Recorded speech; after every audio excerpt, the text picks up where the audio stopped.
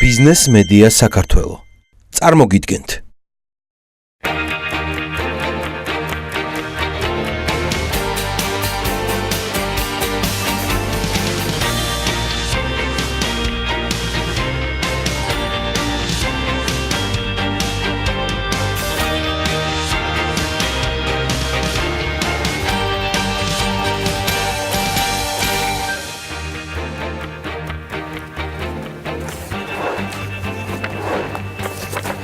დილა მშვიდობის, დღეს 26 დეკემბერია, ეს საქმიანი დილა, მე გიორგი ისაკაძე ვარ, მოგესალმებით. BMG სახელით TV პირველზე, ყველა წარმატებულ და შემოსავლიან დღეს გისურვებთ, სწორედ ისეთს როგორც თავის დროზე ჯერ კიდევ და შემდეგაც დავით სარაჯიშვილი ნატყულობდა თითოეული ჩვენთაგანისთვის. დავით სარაჯიშვილის ქვეყანაში სამწუხაროდ ჯერ ვერ ავაშენეთ ისეთი ქვეყანა და ვერც საზოგადოება, რასაც ნატრობდა ყველა დროის უდიდესი ქართველი მეცენატი და საქმოსანი. მოკლედ, მისი წელიწადი მოდის 2018-ში, დიახ. დავით სარაჯიშვილის დაბადებიდან გაისად 170 წელი შესრულდება, დაწუნებული ვარ ერი და ბერი, ქვეყნის მხედრობაც და ბიზნეს სექტორიც.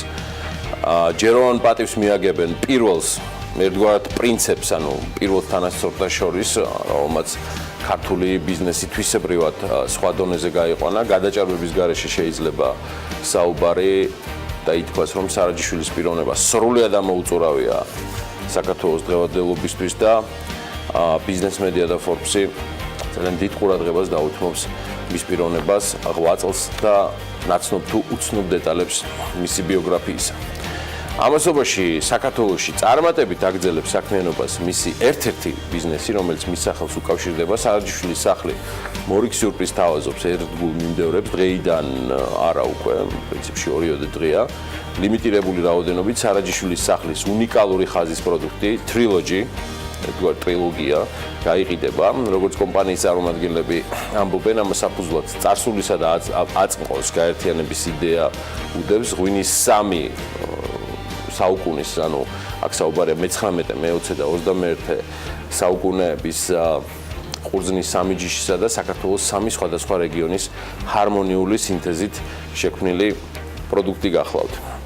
ლაქშერითან 3 საუკუნის უძველესი სპირტების შერევით მიღებული სითხე 65 წლისაა. გარდა სიძველისა, ტრილოგიის საიდუმლო საქართველოს განსაკუთრებული კლიმატური პირობების მქონე 3 სხვადასხვა მიკროზონიდან შერჩეული ყურძნის ჯიშებია. ციცკა იმერეთიდან, ჩინური ქართლიდან და რქაწითელი კახეთიდან.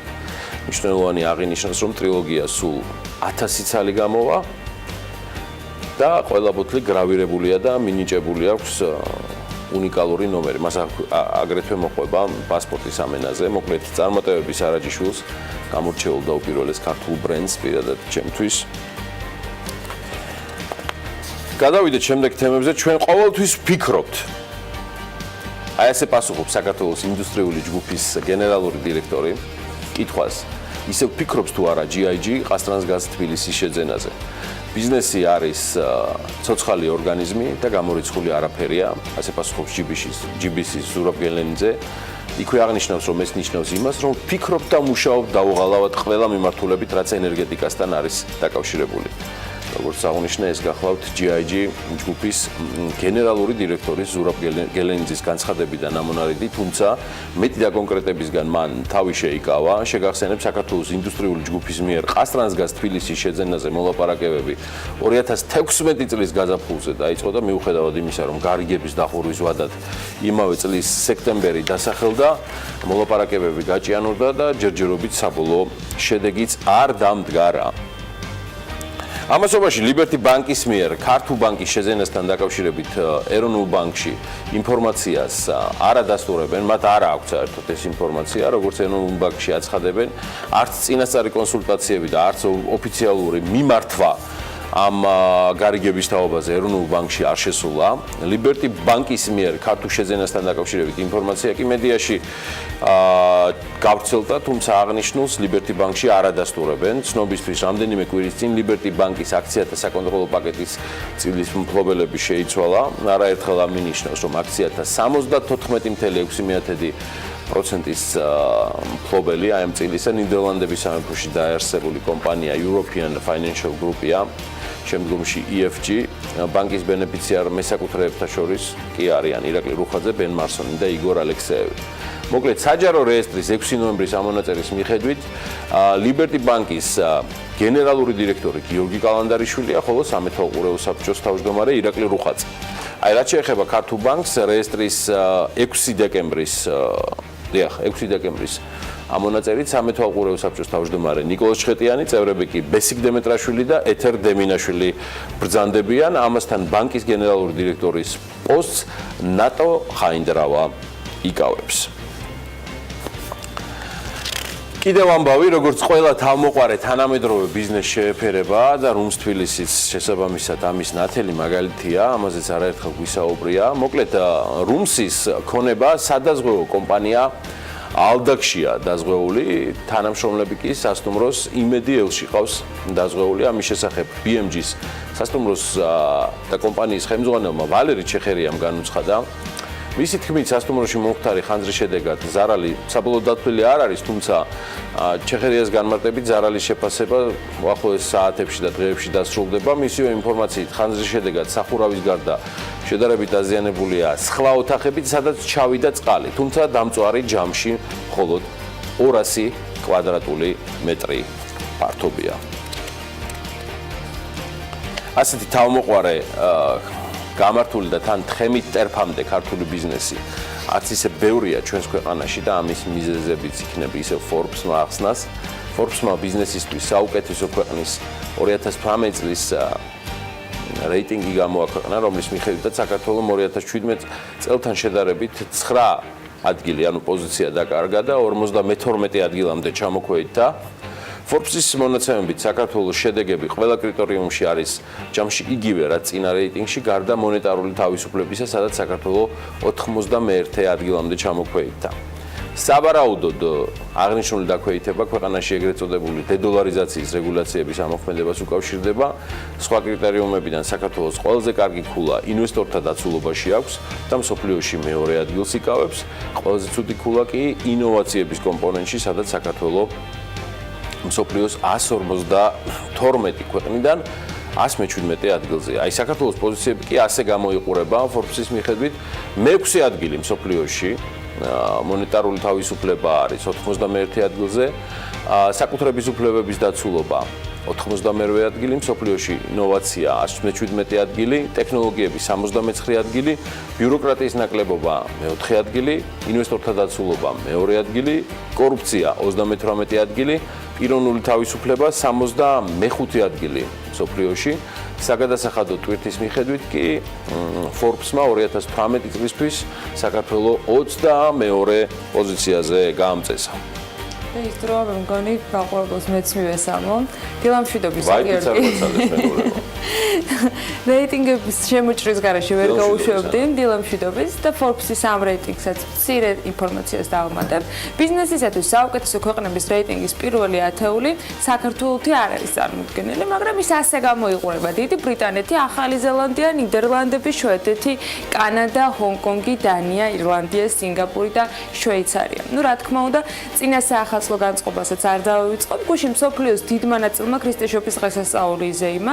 ნეტგაზეთმა სხვათა შორის საგანგებო დრუქად შეადგინა იმის ადემონსტრაციოდ, სად როდის აღნიშნავენ ქრისტეშობას. რუკაზე კარგად ჩანს ახლა, ფერები ცოტა განსხვავებულია, მაგრამ მაინც შეგვიძლია მგონი ვნახოთ, რომ 7 იანვარს ზეიმობენ იმ ქვეყნებში და იმ ადგილებში, სადაც მუქი იასამნისფერით არის მონიშნული. შედარებით ღია იასამნისფერით მონიშნულ ქვეყნებში 25 დეკემბერს აღინიშნება შობის დღესასწაული და აი მწვანე ფერს რომ წააგავს, ეს ის ადგილებია, სადაც შობას საერთოდ არ აღნიშნავენ და დღესასწაული არ არის. მართლმადიდებლების მცირე ნაწილი ძირითადად პოსტსაბჭოთა ქვეყნებიდან, მათ შორის საქართველოს შობას პირველ 7 იანვარს აღნიშნავენ. მიზეზი რის გამოც დომინანტური საქართველოს მართლმადიდებელი ეკლესია აღნიშნავს ჯამში გამოდის ივლისის კალენდრის გამოყენება. არსებობს მოსაზრება, რომ ეს რუსული ეკლესიის გავლენით არის, მაშინ როდესაც მსოფლიოს უდიდესი ნაწილი, მათ შორის სხვა მართლმადიდებელი ეკლესიები გრიგორიანულ კალენდარს მისდევენ შობას 25 დეკემბერს ქრისტიანობას, რომელიც აღნიშნავს 92% საქართველოში მცხოვრები კათოლიკეები, პროტესტანტები შობას 25 დეკემბერს აღნიშნავენ, თუმცა ეს დღე არაა სახელმწიფოს მიერ აღიარებული დღესასწაული. დასვენების დღეთ არ არის გამოცხადებული. სხვათაშორის ეს ტრადიცია პოსტსაბჭოთა რეგიონშიც თანდათან იცვლება. საქართველოს არ იყო აქ მარტო, მაგრამ რაღაცები შეცვლილია ბოლო წლების განმავლობაში. 2017-ში უკრაინა გახდა უკვე მეხუთე ქვეყანა, რომელმაც 25 დეკემბერი ოფიციალურად აღიარა მეორე დღესასწაულად და დასვენების დღედ. მანამდე უკრაინა სხვა მართლმადიდებელ ქვეყნებთან ერთად ტრადიციულად 7 იანვარს აღნიშნავდა, ისევე როგორც საქართველოში შობას.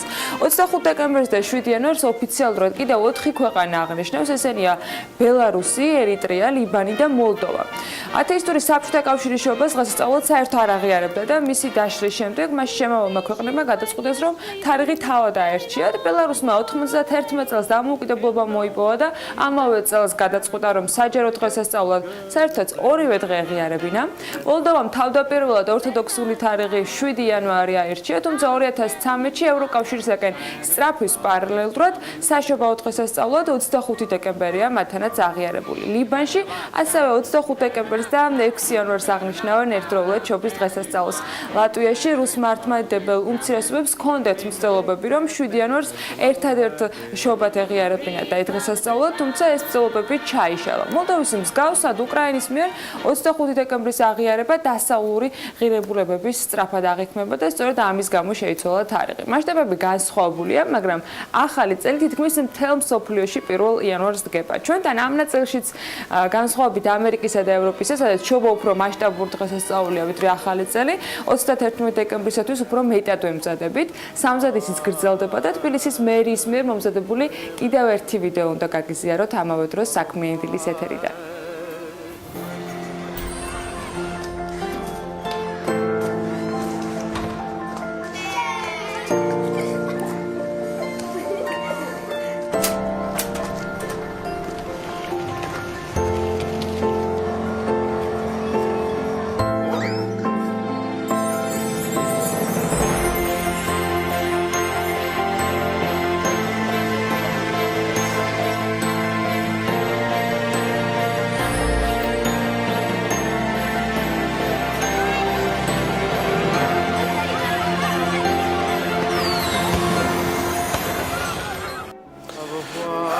ბედნიერ ახალ წელს გისურვებთ ყველას.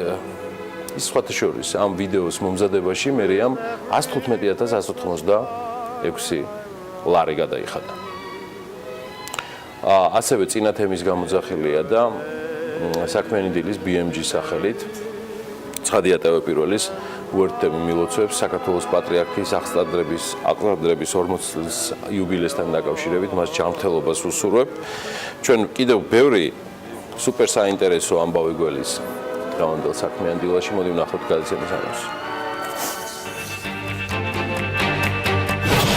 26 დეკემბერს დილას საქმიანად ბიზნეს მედია საქართველოს გუნდის წევრებთან ერთად იწყებენ გალტენ-ტაგარტის ეკონომისტი ლაშა ქავთარაძე, საბროკერო მიმართულების ხელმძღვანელი გოგა მელიქიძე, GVP-ის ოპერაციების დირექტორი მამუკა გიგალიშვილი, ნოვას გენერალური დირექტორი ზვია დაბულაძე, მაია სიდამონიცის, პროტრეულ ჯორჯიას მართველი პარტნიორი სტუმარი საბა კიკნაძე, კავკასუს ტრეველის დამფუძნებელი იქნება. სამშაბათის ეთერში თათია ჩაფიჩაძის ინტერვიუ საქართველოს ელჩთან ლატვიის რესპუბლიკაში თეიმურეს ჯანჯალიასთან. დილას ვიწყებთ საქმიანად და რა თქმა უნდა ტევ1-ზე.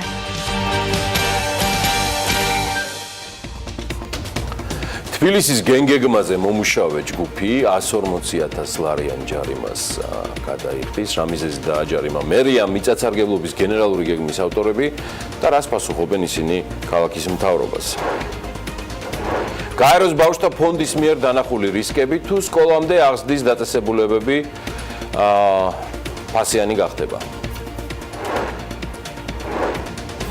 ეს არის მხოლოდ ნაწილი იმ ამბებისა, რომელსაც ანა ლაპიაშვილთან ერთად შემოგთავაზებთ. კიდევ ერთხელ დილა მშვიდობის ყოლას, საქმიანი დილა ამოქოქილია სრულად თქვენთვის და ბიზნეს ამბების დრო დგება, რომელსაც ანა გაგაცნობთ. წინ საინტერესო სიახლეები გველდება და სულ რამდენიმე წამში ვარ ეთერში.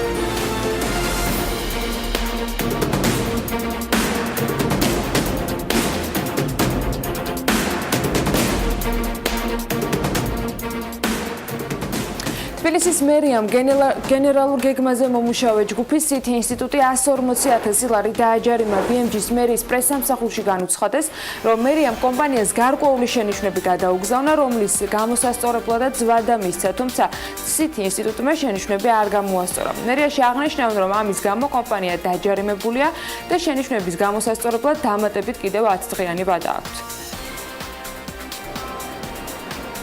თბილისის მერიის შენიშვნები დოკუმენტში ძირითადად ზონირების, ტრანსპორტის განვითარების და მშენებლობის საკითხებს ეხება. ილია ელოშვილი, თბილისის მერის მოადგილე, მერის არქიტექტორის სამსახურის უფროსთან ერთად თბილისის მიწათსარგებლობის გენერალურ გეგმაზე მომუშავე ჯგუფის CT ინსტიტუტის საქართველოს წარმომადგენლებსაც შეხვდა ამ საკითხზე. შეხვედრაზე იმ შენიშვნებზე ისაუბრეს, რომელიც დედაქალაქის ხელმძღვანელობას განვითარების მთავარი დოკუმენტის მიმართ გააჩნია.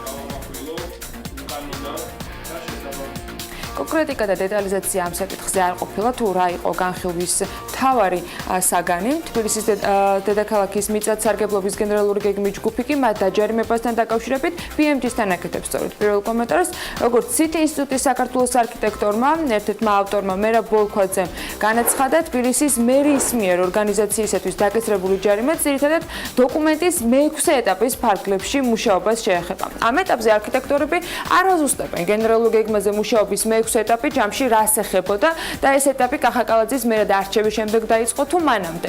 დავით ნარმანიას მერობის პირობებში დოკუმენტმა საჯარო განხილვებიც გაიარა და საკრებულოში დასამტკიცებლადაც მზად იყო, თუმცა როგორც ჩანს, სიახლეები გაჩნდა.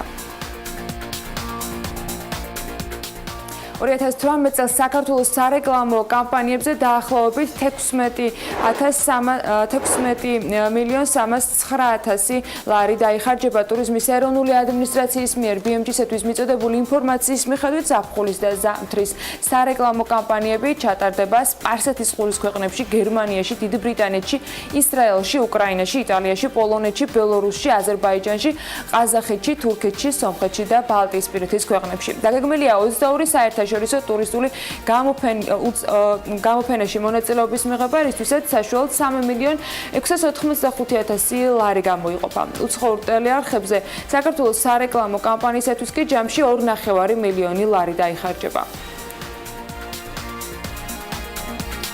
აზერბაიჯანი საქართველოს სტრატეგიული პარტნიორია და მის მთავარი ინვესტორად რჩება, განაცხადა ფინანსთა მინისტრმა ბაქოში ჟურნალისტებთან. მამუკა ბახტაძემ ორ ქვეყანას შორის სავაჭრო ეკონომიკური ურთიერთობების განვითარების საკითხებზე ისაუბრა და ამავე დროს აღნიშნა, რომ ბაქო-თბილისი-ყარსის სარკინიგზო ხაზის და სამხრეთ გაზის დერეფნის პროექტის ხარჯზე საქართველოსა და აზერბაიჯანს სავაჭრო ბრუნვის 2-3ჯერ გაზრდა შეუძლიათ. გარდა სატრანსპორტო და ენერგეტიკული დარგებისა, ჩვენ სხვა სფეროებიც უნდა განვავითაროთ, ამბობს ფინანსთა მინისტრი. სენაკში 120 მილიონიანი ცემენტის ქარხნის მშენებლობა იანვრის ბოლოს უნდა დაიწყოს. კომპანია ქართული სამშენებლო მასალების დირექტორი GPS-თან ამბობს, რომ უკვე თითქმის დასრულებულია პროექტირება. მოხდა გარკვეული ცვლილებები, რის გამოც დროებით შეფერხდა პროექტის დაწყება. თუმცა ცვლილებები მხოლოდ ტექნიკური ხასიათის იყო, მათ შორის შენობების განლაგების ცვლილება მოხდა და ეს არც საწარმოს წარმადობას, არც მიღებული პროდუქტის ხარისხს, არც ეკოლოგიას და არც პროექტის ინვესტიციას არ უკავშირდებოდა. მისი თქმით, საუბარია 1,200,000 ტონა მაღალი ხარისხის პროდუქტის მიღებაზე, რომელსაც კონკურენტუნარიანი ფასი ექნება. მილების მწარმოებელი კომპანია ტოტიკი ფართოვდება და წარმოებული პროდუქციის ასორტიმენტს ზრდის. წარმოების გაფართოება მენეჯმენტს მომავალში პროდუქციის საერთო მოცულობის 25%-ის საერთაშორისო ბაზარზე, კერძოდ კი აზერბაიჯანსა და სომხეთში გატანის შესაძლებლობას მისცემს. გაფართოების შედეგად კომპანია წლიურად 3,538,080 კილოგრამ პროდუქციის წარმოება შეძლებს. სასტუმრო ასტორიას მფლობელები კი დედაქალაქში კიდევ ერთი სასტუმროს აშენებას გეგმავენ. კომპანია ასტორიამ, რომლის მფლობელებიც სომხეთის მოქალაქეები ლილით დავით და გენიკ კარაპეტიანები არიან, ახალი სასტუმროს ასაშენებლად მინიმუმ 10 მილიონი ლარის ინვესტიცია უნდა განახორციელონ. კომპანიამ ჭონქაძის 21-ში მდებარეობს უძრავი ქონება, სადაც თოიძის სახელობის სასწავლებელი იყო განთავსებული, 12,5 მილიონად იყიდა. თანხა ინვესტორმა 45 დღეში უნდა დაფაროს, ახალი სასტუმრო კი 16 თვეში გახსნას. აი რაც შეეხება მოქმედ ასტორია თბილისის მთაწმინდაზე მდებარეობს. გაეროს ბავშვთა ფონდის UNICEF-ის კვლევების თანახმად, მიუხედავად სკოლამდელი განათლების დაწესებულებებში დასწრების გაზრდილი მაჩვენებლისა, საქართველოს ბავშვების თითქმის ნახევარს არ მიუწვდება ხელი სკოლამდელ განათლებაზე. უთანასწორობა კი განსაკუთრებით აისახება სოფლად და სიღარიბეში მცხოვრებ შეზღუდული შესაძლებლობის მქონე და ეთნიკური უმცირესობების წარმომადგენელ ბავშვებზე, რომელთა დასწრების მაჩვენებელიც გაცილებით დაბალია. UNICEF-ში შიშობენ, რომ გადასახადების შემოღება კიდევ უფრო გააღრმავებს უთანასწორობას ქალაქად და შეძლებულ ოჯახებში მცხოვრებ ბავშვებსა და სოფლად და ღარიბ ოჯახში მცხოვრებ ბავშვებს შორის. ასევე UNICEF-ში მიიჩნევენ, რომ ადრეულ ასაკში განათლებას გამათანაბრებელი პოტენციალი აქვს და გადასახადების შემოღებამ შესაძლოა საწინააღმდეგო დინამიკა შექმნას. შეგახსენებთ, რომ თბილისის მერის გადაწყვეტილებით შესაძლოა საჯარო ბაღები ფასიანი გახდეს. ბიას გენერალური დირექტორი საიად კუკავას დაწყებული გამოწვევის საპასუხო ვიდეოების ციკლი სოციალურ ქსელებში გრძელდება და 2018 წლის მთავარი გამოწვევები ამჯერად ნიკოლოზ გოგოჭურმა დაასახელა, რომელსაც საქმიანი დილითაც გიზიარებთ.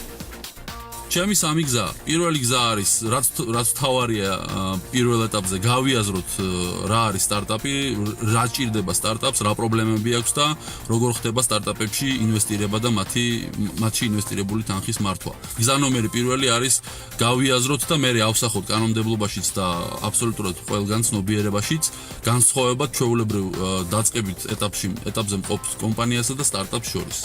გზა ნომერი 2 აუცილებელი არის კერძო სექტორის ჩართულობა ეკოსისტემის მშენებლობაში და გზა ნომერი 3 არის ეკოსისტემის დაკავშირება გლობალურ ეკოსისტემასთან და ეს გადის გაცვლით პროგრამებზე, ეს გადის ქვეყნის ეკოსისტემის პოპულარიზაციაზე. მე ჩემი მხრიდან ვიწევ 3 ადამიანს, ეს არის ლევან კილაძე კომპანია ლემონდუდან, ეს არის გიორგი ტაბიძე, ძალიან საინტერესო შემოთავაზებები აქვს ხოლმე ძირითადად ეკოსისტემასთან დაკავშირებით და ეს არის დავით ელიაშვილი კომპანია ლინგვინგიდან. მეგობრებო, თქვენ გაქვთ 24 საათი იმისთვის, რომ 3 თქვენი შემოთავაზება წარმოუდგინოთ მთავრობას.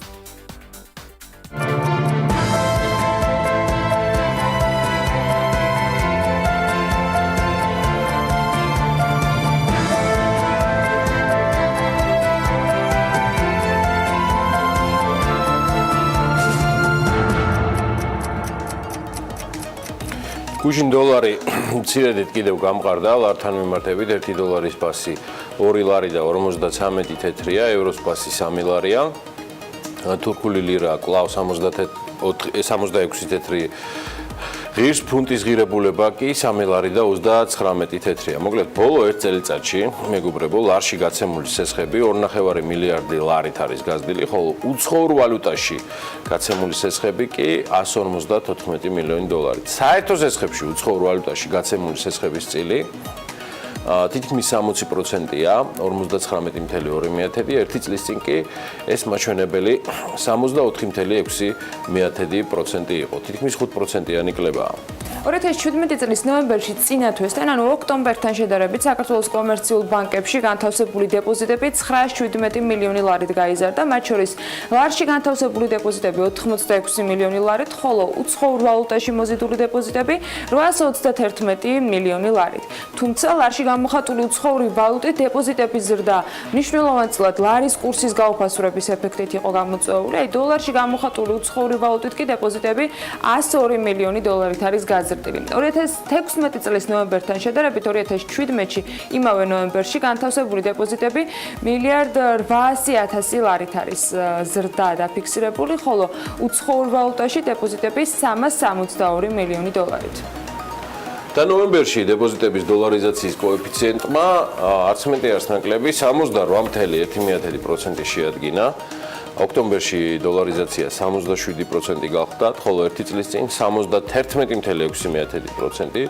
ჯამში უცხოურ ვალუტაში განხორციელებულია 14 მილიარდზე მეტი ლარის, 14 მილიარდ 200 მილიონის, ხოლო ლარში 6.7 მილიარდი ლარის დეპოზიტი. ფიზიკურ პირებს ლარში 2 მილიარდ 300 მილიონი ლარის დეპოზიტი აქვს განთავსებული, ხოლო უცხოურ ვალუტაში 8.6 მილიარდი ლარის. იურიდიულ პირებს ლარში 4 მილიარდ 400 მილიონი ლარის, ხოლო უცხოურ ვალუტაში კი დენომინირებული 5.6 მილიარდი ლარის დეპოზიტია განთავსებული. მოკლედ 2017 წლის 1 დეკემბრის მონაცემებით დოლარში განხორციელებული დეპოზიტებზე საშუალო წლიური საპროცენტო განაკვეთი 2.6%-ია, ერთი წლის წინ ეს 3.2% იყო. ლარში განხორციელებულ დეპოზიტებზე საშუალო წლიური საპროცენტო განაკვეთი 7.7%-ია, აქ ცვლილება დიდი არ არის, როცა ერთი წლის წინ 7.8% იყო. ცვლილებები და დრამატულიც არის წლის დასაწყისიდან ნავთობის ფასზე. ლონდონის Intercontinental Exchange Future Europe-ის ბირჟაზე საშუალოდ იგი უკვე 55-57 დოლარს შეადგენს ბარელზე, რომელიც წინა წლის ბოლო თვეების მაჩვენებელთან შედარებით მნიშვნელოვნად არის გაზრდილი, რაც შენარჩუნდა დაახლოებით 2.5 თვის განმავლობაში. ნავთობპროდუქტების იმპორტიორთა კავშირი გვაძლევს ეს ინფორმაციას, რომ მარტის შუა რიცხვებიდან მაისის ბოლომდე ნავთობის ფასი არასტაბილურობით გამოირჩეოდა და მერყეობდა 52 და 55 დოლარის ფარგლებში ბარელზე. აი ივნის-ივლისის თვეებში კი ნავთობის ფასი მცირდებოდა თითქმის 46 დოლარამდე, ხოლო ივლისის ბოლოდან კი ნავთობის ფასმა პერმანენტული და იდეაში დრამატული ზრდაც დაიწყო და საშუალოდ ამიტომ დღეს იგი ბარელზე 62-64 დოლარს შეადგენს, რაც იდეაში მაქსიმუმის მაჩვენებელია ბოლო 2.5 წლის განმავლობაში. ნავთობის ფასის ბოლო თვეებში დაწყებული ზრდა ძირითადად განპირობებულია OPEC+ წევრთა მიერ ნავთობის მოპოვების შემცირების შეთანხმების გაგრძელებით. ესეთი ამბავია ნავთობზე. მოდი ახლა გადავინაცვლოთ უკვე ამინდის პროგნოზზე. მადლობა ყველას თქვენი ყურადღებისთვის და დაველოდოთ გარემოს ეროვნული სააგენტოს ბოლო ინფორმაციებს ამინდის პროგნოზთან დაკავშირებით. ამინდის პროგნოზის სპონსორია SEU Development. გარემოს ეროვნული სააგენტო გვატყობინებს, რომ ამინდი საქართველოში დილის საათებში შავი ზღვის ჩრდილო-დასავლეთიდან გავრცელებული ცივი ჰაერის მასებით იქნება განპირობებული, რომელიც აღმოსავლეთით და იმოძრავებს და ჰაერი გათბება სამხრეთიდან გავრცელებული თბილი ჰაერის მასებით. დრო გამოშვებით მოსალოდნელია ღრუბლიანობის მომატებაც. დასავლეთ საქართველოში ასევე დილის საათებში უმეტეს რაიონში იწვიმებს და მთაში მოთოვს. აღმოსავლეთ საქართველოში კი უმეტესად უნალექოთ. დილის საათებში ზოგან დასავლეთის მიმართულების ძლიერი ქარიც იქროლებს. სოხუმში დილით იწვიმებს და 10 გრადუსი იქნება, ბათუმში უმეტესად უნალექოთ ჩაივლის მთელი დღე და 12 გრადუსს მიაღწევს ტემპერატურა, ისევე როგორც ხოთაშორის ქობულეთში და აქაც უნალექო ამინდია მოსალოდნელი. ფოთშიც ანალოგიურად, მხოლოდ აქ დილის საათებში არის წვიმა მოსალოდნელი. ქუთაისში ასევე დილით იწვიმებს და 11 გრადუსი იქნება დღის განმავლობაში მაქსიმალური ტემპერატურა, ზუგდიდში 11 გრადუსია ნავარაუდები და აქაც დილის საათებში იწვიმებს. ოზურგეთში 11 გრადუსი იქნება, თუმცა უნალექოთ ჩაივლის დღე. ონში 5 გრადუსს მიაღწევს ტემპერატურა, გორში 6 გრადუსი იქნება, ცხინვალში 5 გრადუსი იქნება, მარნეულში 8 გრადუსი დაფიქსირდება მაქსიმუმ და რუსთავში 10 გრადუსს მიაღწევს ტემპერატურა. ახალციხეში 5 გრადუსი იქნება, ბორჯომში უნალექოთ ჩაივლის დღე და 7 გრადუსია მოსალოდნელი, ბაკურიანში 3, ახალქალაქში 2 და სტეფანწმინდაში დღის განმავლობაში მაქსიმუმ 3 გრადუსი დაფიქსირდება. თელავში 9 გრადუსია ნავარაუდები, აი რაც შეეხება დედაქალაქს, რო გამოშვებით ღრუბლიანობის მატებას ველოდებით, უმეტესად უნალექოთ იქროლებს დასავლეთის მიმართულების ქარი, რომელიც დილით დრო გამოშვებით გაძლიერდება კიდეც, იგრძნობდით ამას განსაკუთრებით ცოტა მაღალ ადგილებზე მცხოვრებლები, მაქსიმალური ტემპერატურა კი დღის განმავლობაში იქნება 10 გრადუსი. მადლობა ანას. სულ მალე ჩვენ სარეკლამო პაუზის შემდეგ გავაგრძელებთ უკვე ჩვენ საქმიან დილას, ჩვენთან რეკლამაც საინტერესოა. ყველა შემოსავლიან დღეს გიზურობთ, ცხადია TV პირველს და BMG-საც. რეკლამის დროა მალე დაგიბრუნდებით.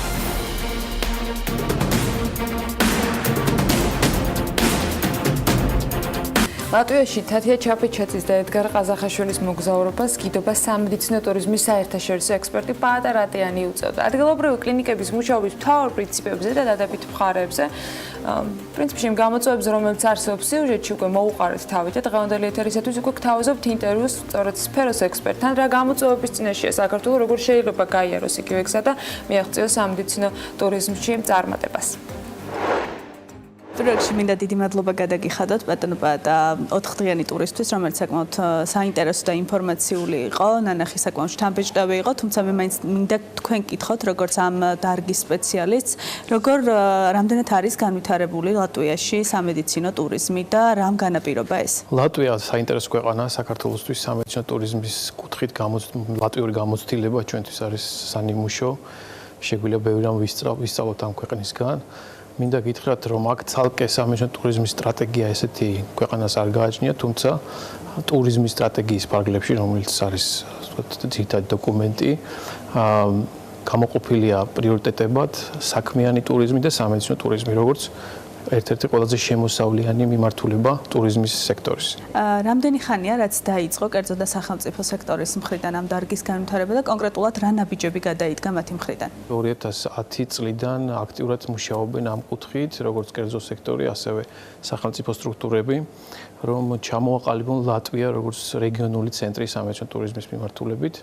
შექმნილია ეგრეთ წოდებული კლასტერი, სადაც გაერთიანდნენ კერძო კლინიკები და ერთიანი სახით წარდგებიან როგორც საერთაშორისო ბაზრების წინაშე, ასევე ერთობლივად მუშაობენ ადგილობრივ მთავრობასთან, რაც უადვილებს მთავრობას იმ დახმარებას, რომელსაც უწევს ამ კლასტერს, სათითაოდ ამის განხორციელება რთული იქნებოდა, ამიტომ ესეთი ფორმა ზოგადად პრომოციის სამედიცინო ტურიზმის ინდუსტრიაში მიღებული პრაქტიკაა. მე ვისურვებდი, რომ საქართველოშიც გავითვალისწინოთ ეს გამოცდილება. შეგვიძლია ვთქვათ, რამდენია სამედიცინო ტურიზმიდან მიღებული შემოსავლები, რამდენად მზარდია ბოლო წლების განმავლობაში ეს? ლატვიას აქვს მუდმივი ზრდა ამ კუთხით. მე ვერ ვიტყოდი, რომ ეს რაღაცა ბუმია ამ მიმართულებით, ჩვენ საქმე გვაქვს იმ დონის წარმატებასთან, რომელზეც შეუძლია ვთქვათ თურქულმა კლინიკებმა ისაუბრონ, თუმცა ყოველწლიურად ორციფრიანი ზრდა სამედიცინო ტურიზმში სახეზეა. 2017 წლის მონაცემებით 10%-ს აჭარბებს ის მოგება, რომელსაც კლინიკები ნახულობენ საერთაშორისო პაციენტებიდან. ბუნებრივია ყველას ერთნაირი წარმატება ვერ ექნება, სხვადასხვა მიმართულებით ვითარდება აქ სამედიცინო ტურიზმი. მნიშვნელოვანია იმის თქმაც, რომ შერჩეული აქვთ ნიშა თავისი განვითარებისთვის, გარკვეული სპეციფიური მიმართულებები, სადაც ცდილობენ რომ იყვნენ კონკურენტუნარიანი, როგორც ხარისხის მხრივ, ასევე გააჩნდეთ მომხიბვლელი ფასები. მაგალითად, გამოვყოფთ იმ მიმართულებებს, რომლებიც ჩვენ უკვე ვიხილეთ კლინიკებში, ეს არის PET-CT კვლევა, ჰელიუმით, რომელიც არის ახალი სიტყვა ამ მიმართულებით, ძალიან ბევრ ქვეყანაში ეს ჯერ არ არის დანერგილი, აქ შესაბამისად ყველაზე დაბალი ფასებია ევროპის მასშტაბით. ასევე მნიშვნელოვანია ონკოლოგიური დაავადებების მკურნალობა სხვადასხვა მეთოდიკით. ჩვენ ნახეთ ეგრეთ წოდებული რადიოთერაპიული მკურნალობის მეთოდიკა, რომელიც აქ არის და ფასები არის საგრძნობლად უფრო ნაკლები ვიდრე სხვა ევროპულ ქვეყნებში. შესაბამისად, მათ გააჩნიათ ის ნიშა, რომელიც უზრუნველყოფს მუდმივად უცხოელი პაციენტების ნაკადების არსებობას ლატვიურ კლინიკებში და ამ ნაკადების ზრდად ხასიათს. მასშტაბებით და რესურსებით გამომდინარე, ლატვია შეიძლება ითქვას, რომ საქართველოს მსგავსი ქვეყანა. რამდენად შეიძლება იყოს ლატვია მაგალითი საქართველოსთვის იმისთვის, რომ ჩვენ განვავითაროთ სამედიცინო ტურიზმი მომავალში და გავზარდოთ ამ სექტორიდან მიღებული შემოსავლები? ანალოგიური მდგომარეობა გვაქვს ჩვენ საქართველოში, უბრალოდ აქ მოხდა ისე, რომ გარკვეულწილად 5-7 წლით ადრე დაიწყო ის პროცესი, რომელიც ეხლა იდგავს ფეხს საქართველოში და ეს გამოცდილება არის ჩვენთვის ძალიან საყურადღებო და გასათვალისწინებელი. ლატვიის მოსახლეობა ისევე როგორც საქართველოსი წლიდან წლამდე განიცდის მიგრაციას, შესაბამისად ადგილობრივი ბაზარი და მისი გადახდის უნარიანობის მაჩვენებელი საერთო მოცულობა მცირდება. აქედან გამომდინარე, კლინიკებს ერთადერთი გზა იმისთვის, რომ შეინარჩუნონ თუნდაც თავისი არსებული მოცულობა, შემოსავლები, ეს გზა გადის სწორედ სამედიცინო ტურიზმზე, უცხოელი პაციენტების მოზიდვაზე და ის ვინც ამას წარმატებით მოახერხებს, სწორედ ისინი გადარჩებიან, ასე ვთქვათ, ამ კონკურენციაში, მათ შორის ადგილობრივი ბაზრებისთვისაც. ამ ეტაპზე თუ არსებობს რაიმე ტიპის თანამშრომლობა საქართველოს-ლატვიას შორის? მოლოდინი არის იმისი, რომ მათ შორის საქართველოსთანაც ლატვია აქტიურად ითანამშრომლებს სამედიცინო ტურიზმის კუთხით. ეს არ იქნება ერთი მიმართულებით პროცესი, მხოლოდ მოველი, რომ პროფილური მიმართულებებით ქართული და ლატვიური სამედიცინო დაწესებულებები შექმნიან საერთო პროექტებს, განახორციელებენ საერთო პროდუქტების პრომოციას სამედიცინო ტურიზმის გლობალურ ბაზრებში. რიგ შემთხვევებში შესაძლოა ლატვიურმა სამედიცინო დაწესებულებებმა გარკვეულწილად გადმოინაცვლოთ რაღაც ფორმით საქართველოში და მოემსახურონ უფრო მაღალი ხარისხით უკვე ჩვენთან არსებულ ტურისტულ ნაკადს. ასე რომ ამ კუთხით ძალიან დიდ პერსპექტივებს ხედავ. რომელი მიმართულებები შეიძლება განავითაროს საქართველოს და რა შეიძლება გახდეს მთავარი ნიშა ტურისტებისთვის? მე ვფიქრობ, საქართველოს პირველ რიგში უნდა გაამახვილოს ყურადღება იმ ტურისტულ ნაკადზე, მზარ ტურისტულ ნაკადზე, რომელიც ისედაც ქვეყანაში შემოდის და მათ ჩვენ უნდა შევთავაზოთ დამატებითი სამეცნიერო მომსახურება, როგორც დამატებითი ღირებულება, ასე ვთქვათ, მათი ტურისტულ პაკეტებში, ეს შეიძლება იყოს დამატებითი კომპონენტი პაკეტებში და შესაბამისად გასათვალისწინებელია სწორედ ის მიმართულებები, რომლებიც დააინტერესებს ამ ტურისტულ ნაკადებს, ეს შეიძლება იყოს როგორც ესთეტიკური მედიცინა, დენტალური ტურიზმი, სტომატოლოგიური სერვისები, პლასტიკური ქირურგია და ასე შემდეგ. რასაკვირველია, საქართველოს აქვს ყველა შანსი იმისა, რომ ბალნეოლოგიის მიმართულებით ერთწოდებული სპა და ველნეს ტურიზმი იყოს ძალიან მაღალ დონეზე განვითარებული. სასურველი იქნება, რომ ჩვენი ტურიზმის ადმინისტრაციამ თავის სტრატეგიაში შეიტანოს სამეცნიერო ტურიზმი, როგორც მნიშვნელოვანი კომპონენტი, შეიძლება გაკეთდეს ცალკე სტრატეგიაც სამეცნიერო ტურიზმის კუთხით, ან შეიძლება ეს იყოს, ასე ვთქვათ, ზოგადი ტურიზმის სტრატეგიის ნაწილი, მაგრამ მნიშვნელოვანია ქვეყანაში იყოს მის გაგება ყველა დონეზე, მათ შორის სამთავრობო დონეებზეც, რომ ეს დარგი არის პრიორიტეტი და სამოვლოდ ყველაზე მნიშვნელოვანი წყარო ჩვენი სამედიცინო სექტორისთვის. გადარჩენის შესაძლებლობა მე ესეც ვიტყოდი. ამ დროისთვის თუ იდგმება კონკრეტული ნაბიჯები სახელმწიფოს მხრიდან იგივე ტურიზმის ადმინისტრაცია რამდენად არის პროცესში ჩართული, თქვენ თუ გაქვთ რაიმე თანამშრომლობა და ამ მიმართულებით კომუნიკაცია მათთან? მე ვფიქრობ, რომ ამის გააზრება არის, ან ყოველ შემთხვევაში ეს, ასე ვთქვათ, შორმომავალში არ მოხდება და მე ვფიქრობ, ჩვენ გველის საქართველოში სამეცნიერო ტურიზმის გარდაუვალი ზრდა, ამას ალტერნატივა არ გააჩნია. ეს იქნება ჩვენი სამეცნიერო სკოლების გადარჩენის საშუალებაც და ასევე მათი კეთილდღეობის წყაროც. რა შეიძლება იყოს საქართველოს სახელმწიფოს მხრიდან დანახარჯები სამედიცინო ტურიზმის განვითარებისთვის და რა შეიძლება იყოს ბენეფიტი და როდის რაც მთავარი? მნიშვნელოვანია, რომ ამ კუთხით ინვესტიციები იყოს სწორად გააზრებული. ან ჩვენ უნდა გავაკეთოთ დამიზნებითი ინვესტიცია გარკვეული კვლევის, ბაზრის კვლევის ჩატარების შემდგომ იმისათვის, რომ ამ ინვესტიციამ გაამართლოს. მე უბრალოდ მაგალითს მოვიყვან, თუ ჩვენ სიტყვაზე ვიყიდით ძალიან ძვირად ღირებულ ტექნოლოგიას და მე ვერ შევძლებთ მის სწორად ექსპლუატაციას, ან ვერ დავტვირთავთ მას შესაბამისი რაოდენობის პაციენტების ნაკადებით, მაშინ ეს ტექნოლოგია დაძველდება, შესაბამისად ვეღარ იქნება ძალიან მალე კონკურენტუნარიანი და ვერ გაამართლებს თავის დანიშნულებას. ამიტომ მნიშვნელოვანია, რომ აქ გაითვალისწინონ ის გამოცდილება, რომელიც არის ლატვიაში და სხვაგანაც მსოფლიოში და ინვესტიციები განხორციელდეს მაქსიმალურად ეფექტურად, სპეციალისტების მოსაზრებების გათვალისწინებით, არსებულ ბაზრებზე, ჩვენ სამიზნე ბაზრებზე არსებული მოთხოვნების გათვალისწინებით. ძალიან დიდი მადლობა ინტერვიუსთვის, იმედია ჩვენი თანამშრომლობა მომავალშიც გაგრძელდება. დიდი მადლობა მინდა გადავხადო პირველი საქმიანი დილას სამეცნიერო ტურიზმის თემატიკით და ინტერესებისთვის, მინდა ვისარგებლო შემთხვევით და მიულოცო თქვენს მაყურებელს დამდეგი შობა ახალი წელი. იმედი მაქვს, რომ მომავალ წელს არაერთ საინტერესო სიუჟეტს შემოგთავაზებთ. იანვარში გეგმება ჩვენი ვიზიტი ჩინეთის რესპუბლიკაში, დაელოდეთ ჩვენს სიუჟეტს. 2018 ფაქტობრივად დაგეგმილი არის, მხოლოდ სამედიცინო ტურიზმის შესახებ მომზადებული მასალებით ხელდამშენებული არ დაბრუნებულა ოღონდ თათია ჩაფიჩაძე. ამჯერად საინტერესო მასალებს ეტაპობრივად კიდევ შემოგთავაზებთ. დღეს კიდევ ერთი ინტერვიუ აქვს ჩვენი მაყურებლისთვის. თათია დილა მშვიდობის კიდევ ერთხელ რით იყო გამორჩეული საქართველოს-ლატვიის ურთიერთობა 2017-ში და რაზე გაამახვილა ინტერვიუს დროს ყურადღება ელჩმა, რომელთანაც შენ შეძელი რომ საინტერესო პრინციპში ინტერვიუ შემდგარიყო.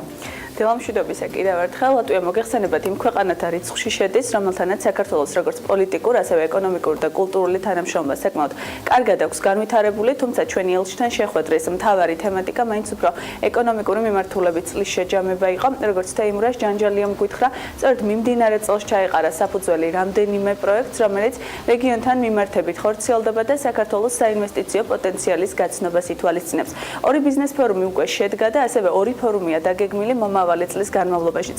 განსაკუთრებული ინტერესის სექტორების მიხედვით თუ განვიხილავთ, არსებობს სატრანსპორტო სფეროში. ჯანჯალია მისაუბრა სატრანსპორტო პროექტო ზუბრზე, რომელიც აკავშირებს შავი ზღვის რეგიონს ბალტიისპირეთის რეგიონთან. ეს სატრანსპორტო ხაზი გადის უკრაინაზე, ბელარუსზე და ლატვიაზე. მიმდინარე წელს კი რიგაში გამართული შეხვედრის შემდეგ ამ პროექტს საქართველოს შეუერთდა და ელჩის ინფორმაციით ამ დროისთვის ინტენსიური მუშაობა მიმდინარეობს იმაზე, რომ ბალტიის ზღვის რეგიონიდან კასპიის ზღვამდე ერთიანი სატრანსპორტო ხაზი გადიოდეს. უფრო ვრცლად შეგვიძლია უკვე მოვისმინოთ მისი კომენტარი.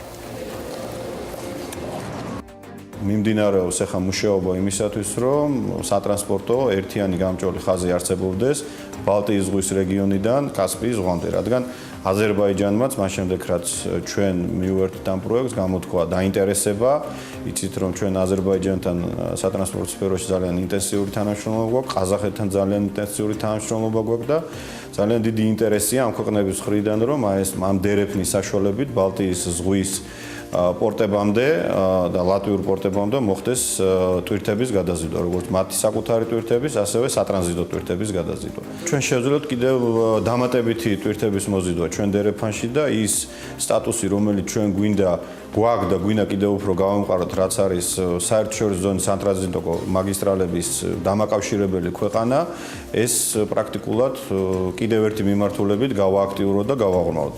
კიდევ ერთი მიმართულებით, იმიტომ ამბობ, რომ ბალტიის ზღვის მიმართულება არის ერთ-ერთი ის ალტერნატიული მიმართულება, საიდანაც როგორც საქართველოსთან ბალტიის ზღვის მიმართულებით, ასევე უკანა რევერსულად შესაძლებელია ახალი ტვირთების მოზიდვა და ახალი ქვეყნების ჩართვა ამ დერეფანში. ლატვიასთან ინტენსიური თანამშრომლობა მიმდინარეობს სოფლის მეურნეობის მიმართულებითაც, განსაკუთრებით მუშაობა მიდის მათი გამოცდილების გაზიარებაზე. ამიზნით წელს რძის პროდუქტებისა და თაფლის მწარმოებელი რამდენიმე კომპანიის წარმომადგენლის ვიზიტი შედგა ლატვიაში, სადაც მათ საშუალება ჰქონდათ მიიღოთ ინფორმაცია თუ როგორ შეძლეს ევროკავშირის ბაზარზე შესვლა, ახალი სტანდარტების დაფუძნება და მარკეტინგული აქტივობების განხორციელება.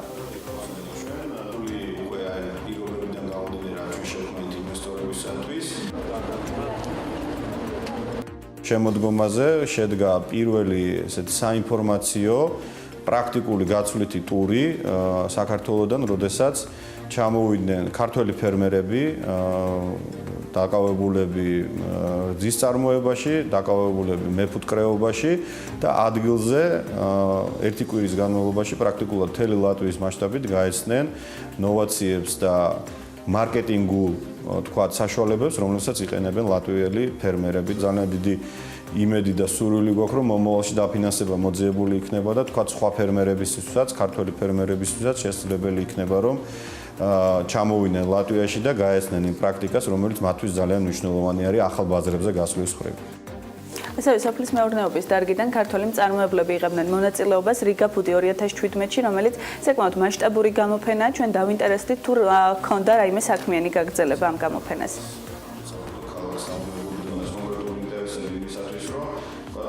კომპანიებმა დაამყარეს კონტაქტები, რამდენადაც ვიცი, ღვინის წარმოებლებს ჰქონდათ ძალიან ესეთი შედეგიანი შეხვედრები და არა მარტო ლატვიაში, არამედ ბალტიისპირეთის სხვა ქვეყნებშიც მოხდება მათი პროდუქციის იმპორტი უახლოეს მომავალში. ლატვიასთან მნიშვნელოვანი თანამშრომლობა გვაქვს საგანმანათლებლო მიმართულებითაც, არაერთი გაცვლითი პროგრამა მოქმედებს, ჯამურად კი ლატვიის მასშტაბით 6 უნივერსიტეტში 80 ქართველი სტუდენტი იღებს განათლებას. კიდევ ერთი სფერო, სადაც თანამშრომლობა მიმდინარეობს, ეხება IT მიმართულებას, როგორც ვიცით, ლატვიაში ეს სფერო საკმაოდ განვითარებულია და ამ კუთხით მომავალ წელს ქართველ კომპანიებთან თანამშრომლობის გაღრმავება და სხვადასხვა სასწავლო ტურების მოწყობაა დაგეგმილი. მოკლედ ესაა საქართველოს-ლატვიის ურთიერთობების 2017 წლის მოკლე შეჯამება. აღსანიშნავია, რომ მომავალ წელს საქართველოს-ლატვიის დიპლომატიური ურთიერთობების 25 წელი უსრულდება და ბევრი სხვადასხვა ტიპის აქტივობებია დაგეგმილი. თათია, დიდი მადლობა ველით ამ ინფორმაციებს BMG-ზე, რომელსაც დარწმუნებული ვარ, გულისხმობ ამ ინფორმაციებსაც ტრადიციულად ბევრი მომხმარებელი ეყოლება, ისევე როგორც იზრდება BMG-ს მომნახულებელთა რაოდენობა ყოველდღიურად, რაც მე ძალიან მახარებს. ჩვენ ცხადია გავაგრძელებთ ქართული დიპლომატიური კორპუსის და მათი საქმიანობის წარმოჩინებას. არ დავმალავრო, გადაცემის ეს ბლოკი ჩემთვის განსაკუთრებით რთულია. რთულია იმ ინფორმაციის წარმოდგენა, მიუხედავად იმისა, რომ ეს იდეაში ლოგიკურად ებმის ქართველი დიპლომატების თემას. მე მათ უკლებრივ ყოველას ჯანმრთელობას და ქვეყნისთვის შედეგიან საქმიანობას უსურვებ, თუმცა მათ რიგებს უკვე გამოაკლდა გამორჩეული წარმომადგენელი კოტე ზალდასტანიშვილი ხანგრძლივი და მძიმე ავადმყოფობის შემდეგ გარდაიცვალა და მან უკეთეს საქართველოში გადაინაცვლა. იგი ავსტრიის რესპუბლიკაში საქართველოს საგანგებო და სრულუფლებიანი ელჩი და ევროპის უსაფრთხოებისა და თანამშრომლობის ორგანიზაციისა და ქვეყანაში გულისხმობ ქალაქ ვენაში განლაგებულ სხვა საერთაშორისო ორგანიზაციებთან ქვეყნის მუდმივი წარმომადგენელი იყო. კოტე 1998 წლიდან სარგებლობს ქვეყნის მიერ მინიჭებული ელჩის განსაკუთრებული ელჩის სტატუსით, თუმცა მანამდეც დიპლომატიაში იყო და ასევე შრომობდა საქართველოს მთავრობასა და დედაქალაქის მუნიციპალიტეტში. ძირითადად ეკონომიკური მიმართულებით მისი სფერო საგარეო ეკონომიკური ურთიერთობები გახდათ. ის გამორჩეული ადამიანური და პროფესიული თვისებების და უნარების პიროვნება გახდათ და აი ამ პიროვნებას ახლობლები წლის ბოლოსთვის დაემშვიდობებიან. BMG-ის სახელით უთანაგზნობ ყველას, ვინც კოტე ზალდასტანიშვილის გარდაცვალებით იზიარებს მისი ოჯახის და მეგობრების წუხარებას. მალე დაგიბრუნდებით რეკლამის შემდეგ.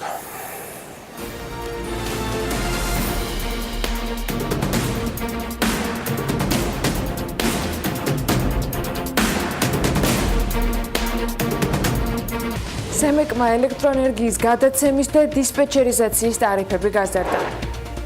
მომავალ წელს კიკვიძის ბაღს სრული რეაბილიტაცია ჩაუტარდება, რისთვისაც ბიუჯეტში 2 მილიონ ლარამდეა გამოყოფილი. გაიზარდა თუ შემცირდა სახელმწიფო შესყიდვებში გამარტივებული შესყიდვები.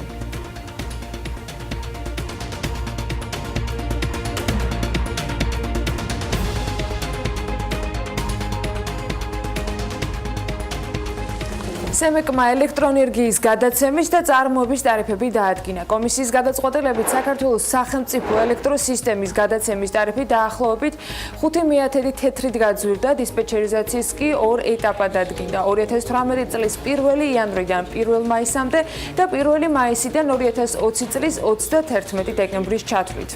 პირველ ეტაპზე უმნიშვნელო მატებაა, მეორე ეტაპზე კი დაახლოებით 3/10 თეთრი, რაც შეეხება ენერგოპროჯორჯიას ობიექტებს. კომპანიის 4 ჰესის წარმოების ტარიფი გაიზარდა, ერთის კი შემცირდა. სემეკის სამომხმარებლო ტარიფებს 27 დეკემბერს დაამტკიცებს. გადაცემის და დისპეჩერიზაციის ტარიფები გაიზარდა მცირედით და ამ გაზრდის ძირითადი მოტივი არის ის განხორციელებული ინვესტიციები, უბრალოდ ის განსახორციელებელი ინვესტიციები, რომელიც წარმოადგენს ამ კომპანიამ და რომელიც 3 წლის განმავლობაში შეადგენს დაახლოებით 600 მილიონ ლარამდე. ეს ტარიფები იმოქმედებს 3 წლის განმავლობაში და იქნება უცვლელი. რაც შეეხება ენერგოპროჯორჯიას გენერაციაში, ფლობელობაში მყოფი გენერაციის სადგურები, მათთან მიმართებაშიც ნაწილთან გაიზარდა, ხოლო ერთ სადგურთან მიმართებაში შემცირდა. ინვესტიციების გაზრდა საჭიროებს 5 ჰესი რეაბილიტაციას, რომელიც იძლევა იმის საშუალებას, რომ შემდგომში უფრო მეტი ენერგია გამოიმუშავონ.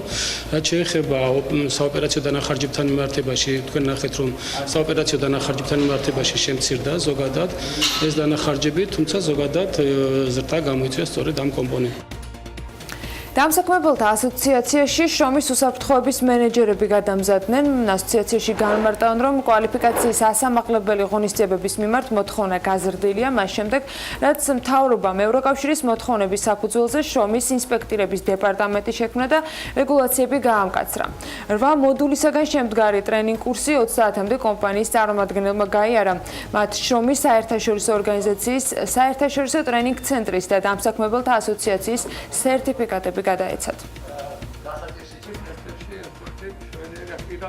ტრენინგის მიზანი იყო მოგვიმზადებინა შრომისა და ჯანმრთელობის უსაფრთხოების მენეჯერები.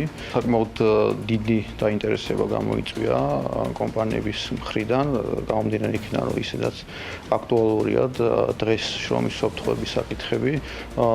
ძალიან ბევრი კომპანია ასევე დაინტერესებული და ჩვენ ის უკვე გეგმავთ მომავალ წელს უკვე თებერვლის თვიდან აღნიშნული კურსის ხელმეორედ ჩატარებას კომპანიებისთვის. ის მოდულები, რომლებიც გაიარეს, შეიძლება ჩამოყალიბდეს აი შემდეგ ნაირად, ეს იყო პირველადი დახმარება შრომის უსაფრთხოებასთან დაკავშირებული საკანონმდებლო ბაზა.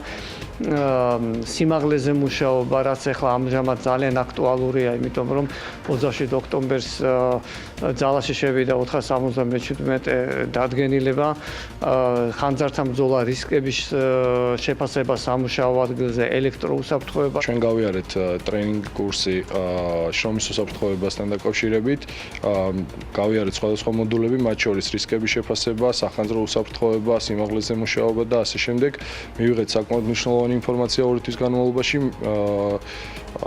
ეს იყო ინტენსიური სწავლება, რასაც გამოვიყენებთ შემდგომ საქმიანობაში. მომავალ წელს კიკუძის ბაღს სრული რეაბილიტაცია ჩაუტარდება, რისთვისაც ბიუჯეტში 2 მილიონ ლარამდეა გამოყოფილი. გარდა კიკუძის ბაღის რეაბილიტაციისა, მიხეილ ამაშუკელის თქმით, რაიონში ინფრასტრუქტურული პროექტებია დაგეგმილი, მათ შორის მოხდება მთავარი და შიდა გზების, ასევე ეზოების, კორპუსებისა და მათი მიმდებარე ტერიტორიების რეაბილიტაცია.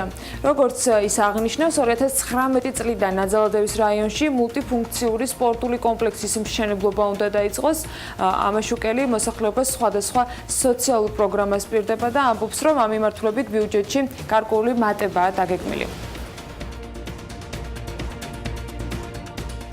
საერთაშორისო გამჭვირვალობა საქართველოს სახელმწიფო შესყიდვებში გამარტივებული შესყიდვების ზრდასთან დაკავშირებით აცხადებს და ამ პროცესში კორუფციის მაღალ რისკებზე მიუთითებს.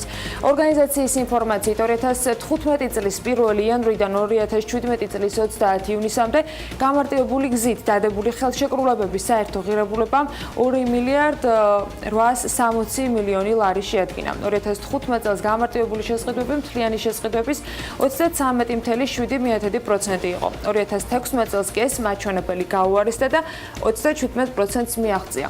პრობლემურ საკითხებს შორის არის ახლა დაფუძნებულ კომპანიებთან ხელშეკრულებების გაფორმებაც. ასეთი 95 მილიონი ლარის ღირებულების 25625 ხელშეკრულებაა. არის შემთხვევები, როდესაც ხელშეკრულების გაფორმება ასევე წინ უსწრებდა კომპანიის რეგისტრაციას, ან კომპანია ხელშეკრულების გაფორმებამდე რამდენიმე დღით ადრე იყო დაფუძნებული. საქართველოს ეკონომიკისა და მდგრადი განვითარების სამინისტროს ინიციატივით ცხელი ხაზი 1484 ამოქმედა, რომელიც ავტოსატრანსპორტო საშუალებების პერიოდული ტექნიკური ინსპექტირების ეტაპობრივად ამოქმედების პროცესის და პირობებით დაინტერესებულ ადამიანებს მოემსახურება. 2018 წლის 1 იანვრიდან სავალდებულო ტექნიკურ ინსპექტირებას სამგზავრო და სატვირთო ავტომობილები გაევლიან. შემდეგ ეტაპზე კი უკვე სახელმწიფო უწყებების და იურიდიული პირების კუთვნილი ავტოსატრანსპორტო საშუალებები გაევლიან. დათვალიერებას, ასევე დიდი მოცულობის ზრავის მქონე ავტომობილები და ასე შემდეგ. მოკლედ 2019 წლის ბოლომდე ინსპექტირებას გაივლის საქართველოში რეგისტრირებული მთლიანი ავტოპარკი.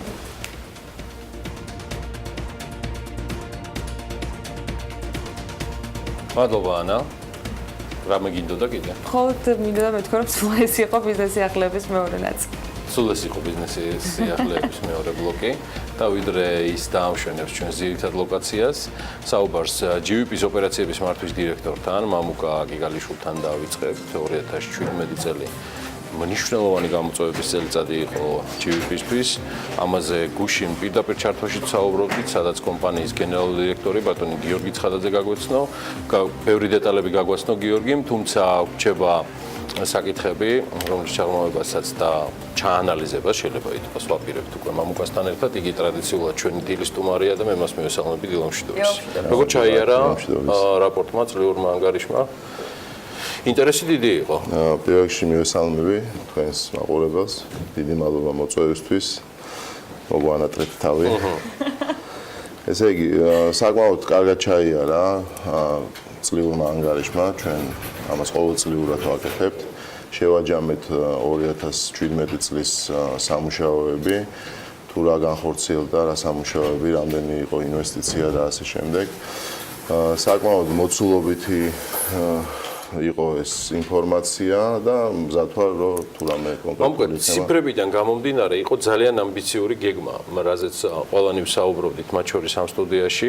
საუბარი იყო დაახლოებით 200 მილიონი ლარის ინვესტირებაზე. ცოტა უკვე მე მგონი მანდატს გადაჭარბება მოხდა, იმიტომ რომ ეს ყოველთვის გაუთვალისწინებელი ხარჯებია. საუბარი არის 190 კილომეტრი ქსელის შეცვლაზე, რომელსაც კიდევ თუ არ ვწდები 60 კილომეტრი საერთო დამოუკიდებელი ახალი ქსელის მოწყობა დაემატა.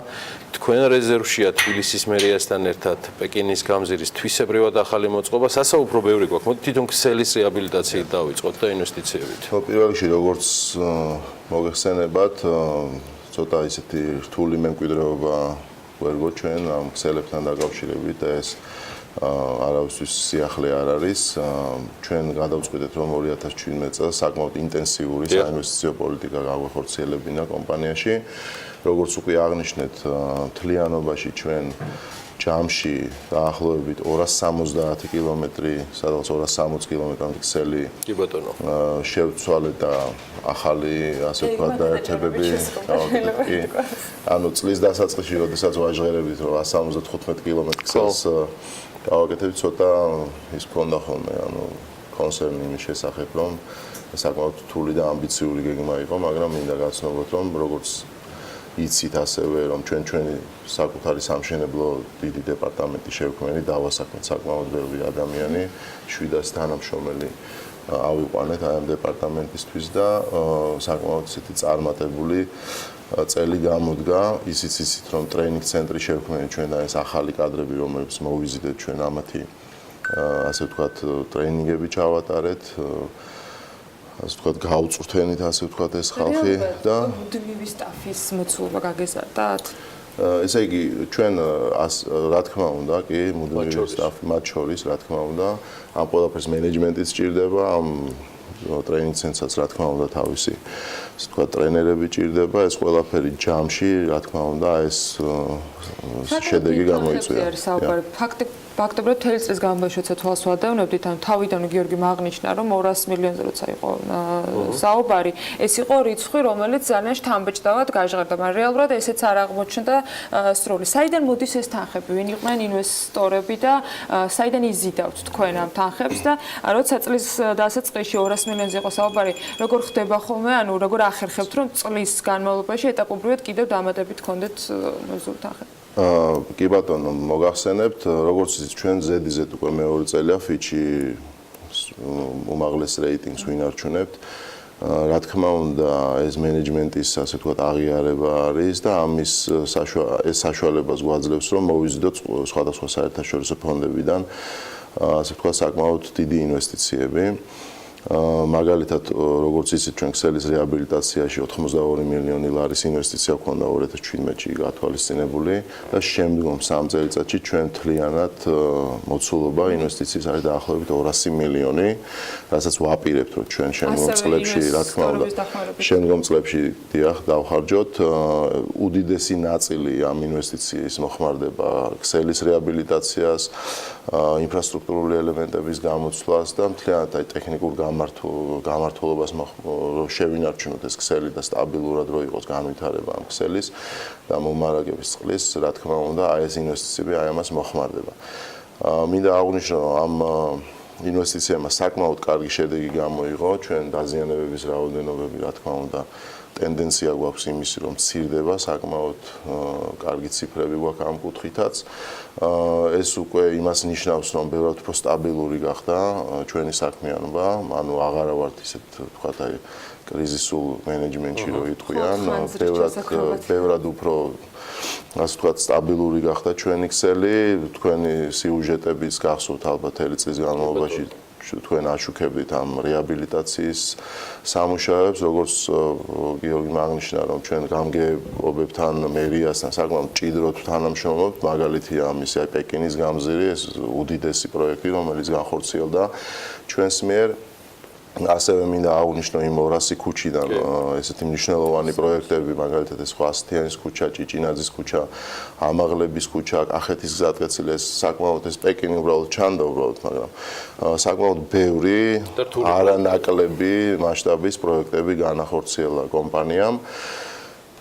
ამ ინფრასტრუქტურულის მიღმა ჩვენ ყოველთვის გვჭება, არ გვჭება იდეაში ვსაუბრობთ, გიორგისთანაც ვისაუბრეთ, მაგრამ თქვენთანაც მინდა ამაზე საუბარი, გულისხმობ იმას, რომ GVP ახერხებს თავარს, რომ ამ ინვესტიციების და ინფრასტრუქტურული პროექტების მიღმა წყალი ნარჩუნდება როგორც სასმელი აქტივი ამ ქალაქის მოსახლეობისთვის. იმ ტარიფის ფონზე, რომელიც ბოლო კითხვად მაქვს შემონახული თქვენთვის სემეკის მოახლოებულ გადაწყვეტილებასთან დაკავშირებით. წყლის ხარისხი, რომელიც ზრუნვის თემაა, ეს არის თქვენი გზავნილები, SMS-ების სახით თქვენ მომხმარებელთან თუ ნიუსები, რომლის დისტრიბუციასაც აკეთებთ. რამდენად აისახა თელეს ინვესტიციები და ინფრასტრუქტურული მოწყობა უმთავრესზე, რაც ასევე თქვენი საზრუნია წყლის ხარისხზე, კიდევ დამატებით და რა რჩება მამუკა იმ აქტივში გადასაჭრელი პრობლემებიდან, იმიტომ რომ მემკვიდრეობა იმდენად მძიმეა, რომ პეკინის და ამაღლების ქუჩის უმძიმესი პროექტები არ იქნება, მხოლოდ ერთადერთი საშველი ვატყობ 2018-ში. კი ბატონო, კარგი კითხვაა. ჩვენი უპირველესი პრიორიტეტი, რა თქმა უნდა, ეს არის ხარისხი, წყლის ხარისხი. ეს არის პირველი პრიორიტეტი. რა თქმა უნდა, ეს სამუშაოები თავისთავად დამოკიდებულებაში არის წყლის ხარისხის შენარჩუნებასთანაც. რა თქმა უნდა, ეს პრობლემა ყოველთვის იდგა ხოლმე კომპანიაში, მაგრამ ჩვენი მენეჯმენტის პირობებშიც ჩვენ საკმაოდ ბევრი სამუშაოები არა მარტო ქსელის რეაბილიტაციაში, არამედ სათავე ნაგებობების კუთხითაც, საიდანაც მოდის ეს წყალი, სადაც მოპოვება ხდება ამ პროდუქტის, იქ მიმდინარეობს ამის გაფილტრვა, ამის ლაბორატორიული შემოწმება, ეს არის თქვენი ცით ონლაინ რეჟიმში მოწმდება ეს ყველაფერი. და მადლობა ღმერთს ჩვენ ამ ხარისხს ვინარჩუნებთ, პირიქით მინდა ისიც ვთქვათ, რომ შეიძლება გავაუმჯობესოთ მომავალ წლებში ხარისხი და პრინციპში ეს ინვესტიციები ზუსტად აი ამას ემსახურება. ხარისხი და უწყვეტობა. ხარისხი და უწყვეტობა. როცა ბევრ რიცხვზე ვსაუბრობთ, აღქმა იმის რა კავშირში აქვს რეალურად ამას სახლში მისულ წყალთან ან მის უწყვეტობასთან ხშირ რთული აღსაქმელია. ეს საინვესტიციო მოცულობა, რომელიც ამ წელს იყო და მომდევნო 2 წლის განმავლობაში არანაკლები არის, გეგმის მიხედვით რომელსაც გავეცანი, ნიშნავს თუ არა მათ შორის, რომ სწორედ ეს უწყვეტობის ნაწილი პირდაპირ პროპორციული და მისი ნაკლებობის შემთხვევაში რეალურად პრობლემების ზრდა შეიძლება იყოს. კი ბატონო, დაგეთანხმებით ამაში, მოცულობები, რა თქმა უნდა, მე ჩემი გადმოსახედიდან პირადად გეტყვით, რომ იმდენად მასშტაბური არის ჩვენი კომპანიის, ასე ვთქვათ, ქსელების მოცულობა და იმდენად დიდი არის ეს ყველაფერი, რომ რა თქმა უნდა, ბევრი წელი დაჭირდება რომ მივიდეთ იქამდე, სადაც ჩვენ, აი თქვა, ევროპულ სტანდარტებს რომ მიუახლოვდეს ქსელის მდგომარეობა. ამას ჩვენ, რა თქმა უნდა, მივაღწევთ. შემდგომი 3 წელი ზუსტად ისი არის გაწერილი პრიორიტეტების მიხედვით, რომ აი ამას ემსახურება. უწყვეტობა, რაც თქვენ აღნიშნეთ, რა თქმა უნდა, პირდაპირ კავშირში არის, ეს არის სერვისი პირველ რიგში, ხარისხთან ერთად სერვისიც არის. და ის გაუმჯობესება, რაც ჩვენ ბოლო, ასე ვთქვათ, წლებში გვაქვს და თვეებში გვაქვს, ჩვენ კიდევ ვფიქრობთ, რომ შემდგომ 3 წელიწადში კიდევ უფრო გაუმჯობესდება და ის კომფორტი, რომელიც მოსახლეობას უნდა ქონდეს ჩვენი სერვისიდან გამომდინარე, კიდევ უფრო გაუმჯობესებული იქნება ნამდვილად. კარზეა, რეზუმირება ამითი გავაკეთოთ, თქვენი განაცხადი მარეგულირებელ კომისიაში მარეგულირებელმა დაიწყო უკვე სხვადასხვა მიმართულებით გადაწყვეტილებების გასაჯაროება.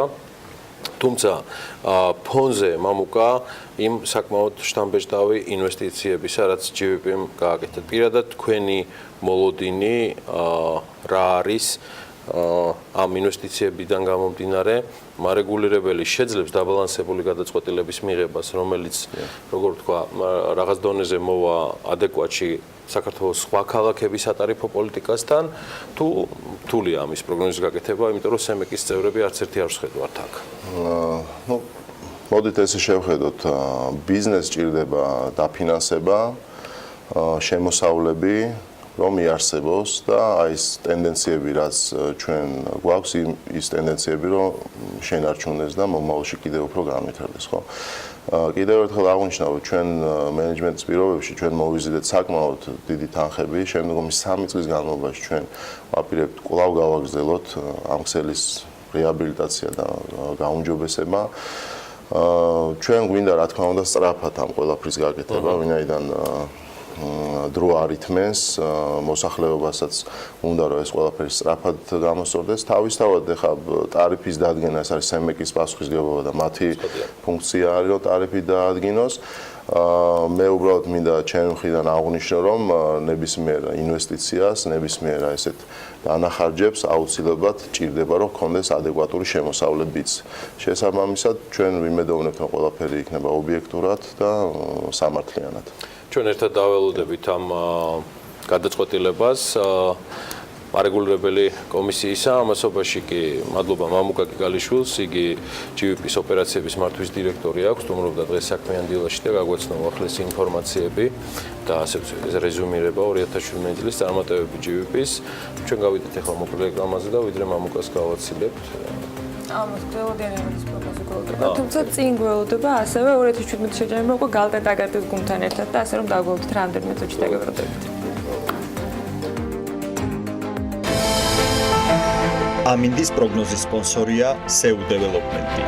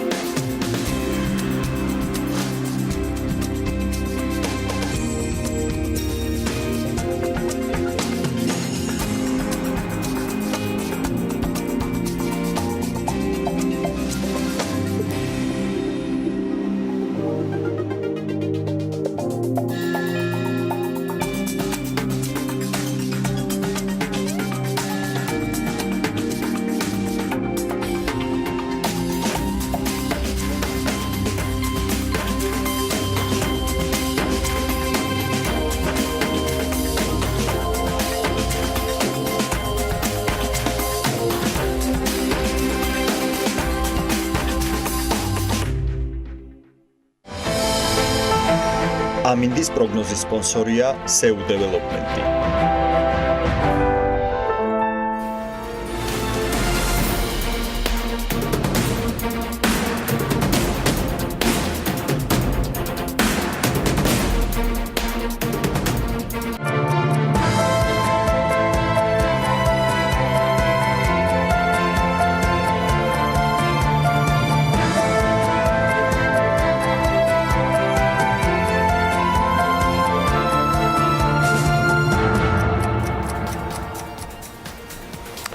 ბელორუსიაში კრიპტოვალუტების მაინინგი ლეგალური გახდა, გარდა ამისა აკრძალვა მოიხსნა ტოკენების აფლობასა და ყიდვა-გაყიდვაზე, მოკლედ დეკრეტი ციფრული ეკონომიის შესახებ, ასე ქვია დოკუმენტს, რომელსაც უკვე მოეწერა ხელი.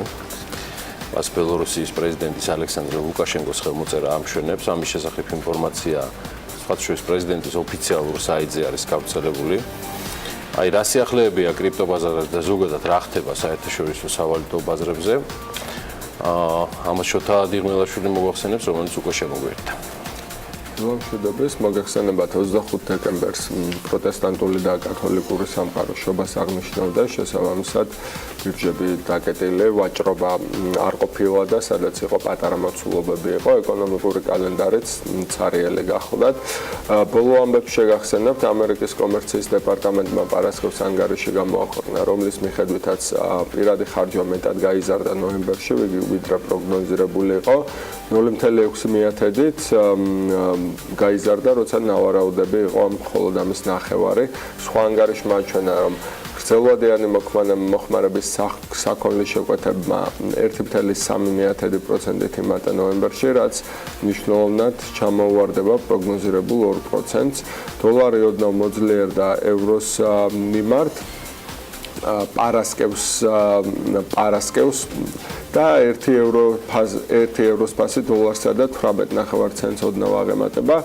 გირვანქა სტერლინგიც პროცენტის მეათედით დასრიალდა და 1 გირვანქა სტერლინგის ფასი დოლარსა და 33.9 ცენტს ოდნავ აღემატება. ევროს გაიაფების ხვედრითი წილი უფრო მაღალი იყო და ამის მიზეზი გარდა ზოგადი მცირე გაუმჯობესებისა, რომელიც დოლარმა აჩვენა, შეიძლება ხუთშაბათს კატალონიური არჩევნები ყოფილიყო, სადაც სეპარატისტებმა თავის პოპულარობა წარმოაჩინეს, რაც გარკვეულ შიშებს ქმნიდა ესპანეთში მოსალოდნელ პოლიტიკურ დაძაბულობასთან დაკავშირებით.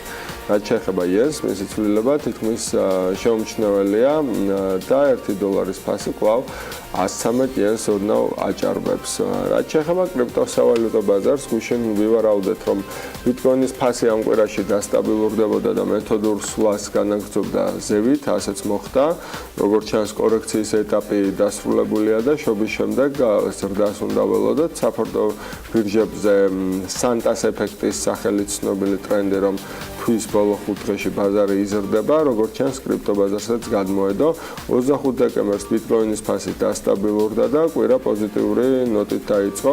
არადა გასული 7 დღის განმავლობაში 25 დეკემბრამდე მისი ფასი განუხრელად ეცემოდა ბიტკოინის სტანდარტით, გუშინდელი ვალატილობა არც ისე დიდია, კვირის უდაბლესი წერტილის 11601 დოლარიანი ნიშნულის შემდეგ ფასმა დღის განმავლობაში საღამომდე 13858 დოლარამდე აიწია, რაც 19%-იანი განსხვავება.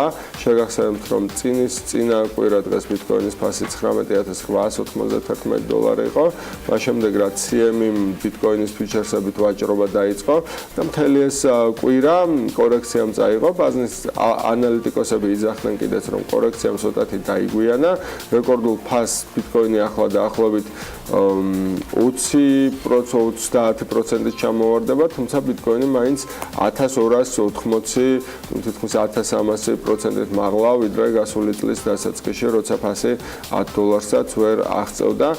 რაც შეეხება ბოლოდროინდელ ამ წამინდელ მაჩვენებელს, ბიტკოინი უკვე აჭარბებს $15000, $15625 ღირს და ბოლო 24 საათში ეს 12%-იანი ზრდაა. ეთერიუმი $767 ღირს, ანუ 3%-ით 3%-ზე ოდნავ მეტით გაიზარდა. ყველა ძირითადი ვალუტა ტოპ 10 კრიპტოვალუტიდან პრინციპში გაზრდილია, ნემის გარდა, მონერო 15%-ით, ყველაზე მაღალი ზრდა რამაც აჩვენა და კარდანო 10.19%-ით, თუმცა ის ზრდის პროცენტით მეორე ადგილზე მაინც ბიტკოინია და როგორც წესი ასეც ხდება ხოლმე, როცა ვინაიდან ბიტკოინი არის საშუალება, რითიც სხვა ალტკოინებს ყიდულობენ, როცა ბიტკოინი იზრდება, თუ ეს ზრდა ძალიან სტიქიური არ არის, ისე რომ ყველა სხვის კაპიტალიზაცია წაიღოს, მაშინ როგორც წესი, ამას სხვა ალტკოინების, ან მთელი ბაზრის გამწვანება მოსდევს ხოლმე და ასეც მოხდა, რომ შევხედოთ პირველ ასეულს თუნდაც კრიპტოვალუტების მაქსიმუმ 10 კრიპტოვალუტა მოვთვალოთ, რომელმაც იკლო ფასში. საერთაშორისო ბირჟების მიმოხილვით კი ახლა გოგა მელიქიძე გვერდება. იგი 2017-ის ბოლო ჩარტვაში, ხასუსვამ 2017-ის ბოლო ჩარტვაში ტრადიციულად გალტენ-დაგარტის სათაო ოფისიდან ჩაგვერთვება. წინასწარი ანალიტიკით, რაც გალტენ-დაგარტმა ჩვენთვის მოამზადა მსოფლიოს ყველა უმთავრესი ინდექსი ზრდას განაგრძობს და გასული კვირიდან განსხვავებით ზრდა აჩვენა მათ შორის განვითარებადი ბაზრის ინდექსებმა, ეგრეთ წოდებულმა აგრეგირებულმა ინდექსმა და ერთადერთი, რომელიც კვლავ კლებას განაგრძობს კვირის ჭრილში, ეს ოქრო გახლავთ. ასევე საინტერესოა გოგა მელიქიძის მოსაზრება იმ უპრეცედენტო გადაწყვეტილების შემდეგ, რაც ამერიკაში ახალ ფისკალურ კანონს მოყვა ტრამპის ეგრეთ წოდებულ პაკეტს. მოკლედ გოგა ბურთი და მოედანი თქვენსგან გარგულებაშია, დილა მშვიდობის და გისმენ. გიორგი, დილა მშვიდობის მივესალმები მაყურებელს. შესაძლოა ტრამპის გადაწყვეტილება ამერიკის საფონდო ბირჟებზე და მოდი გასულ კვირას მიმოვიხილოთ და მე ოდნავ წელსაც შევაჯამებ რაღაც დონეზე. გასულ კვირის პირველი ნახევარი უფრო აქტიური იყო, იმიტომ რომ მეორე ნახევარში სწორედაც ეს საშობაო ეს ვთქვათ მოლოდინი და ასე ვთქვათ არდადაგები ჩაირთო და ცოტა ბაზრებმა დაისვენეს, შეიძლება ითქვას.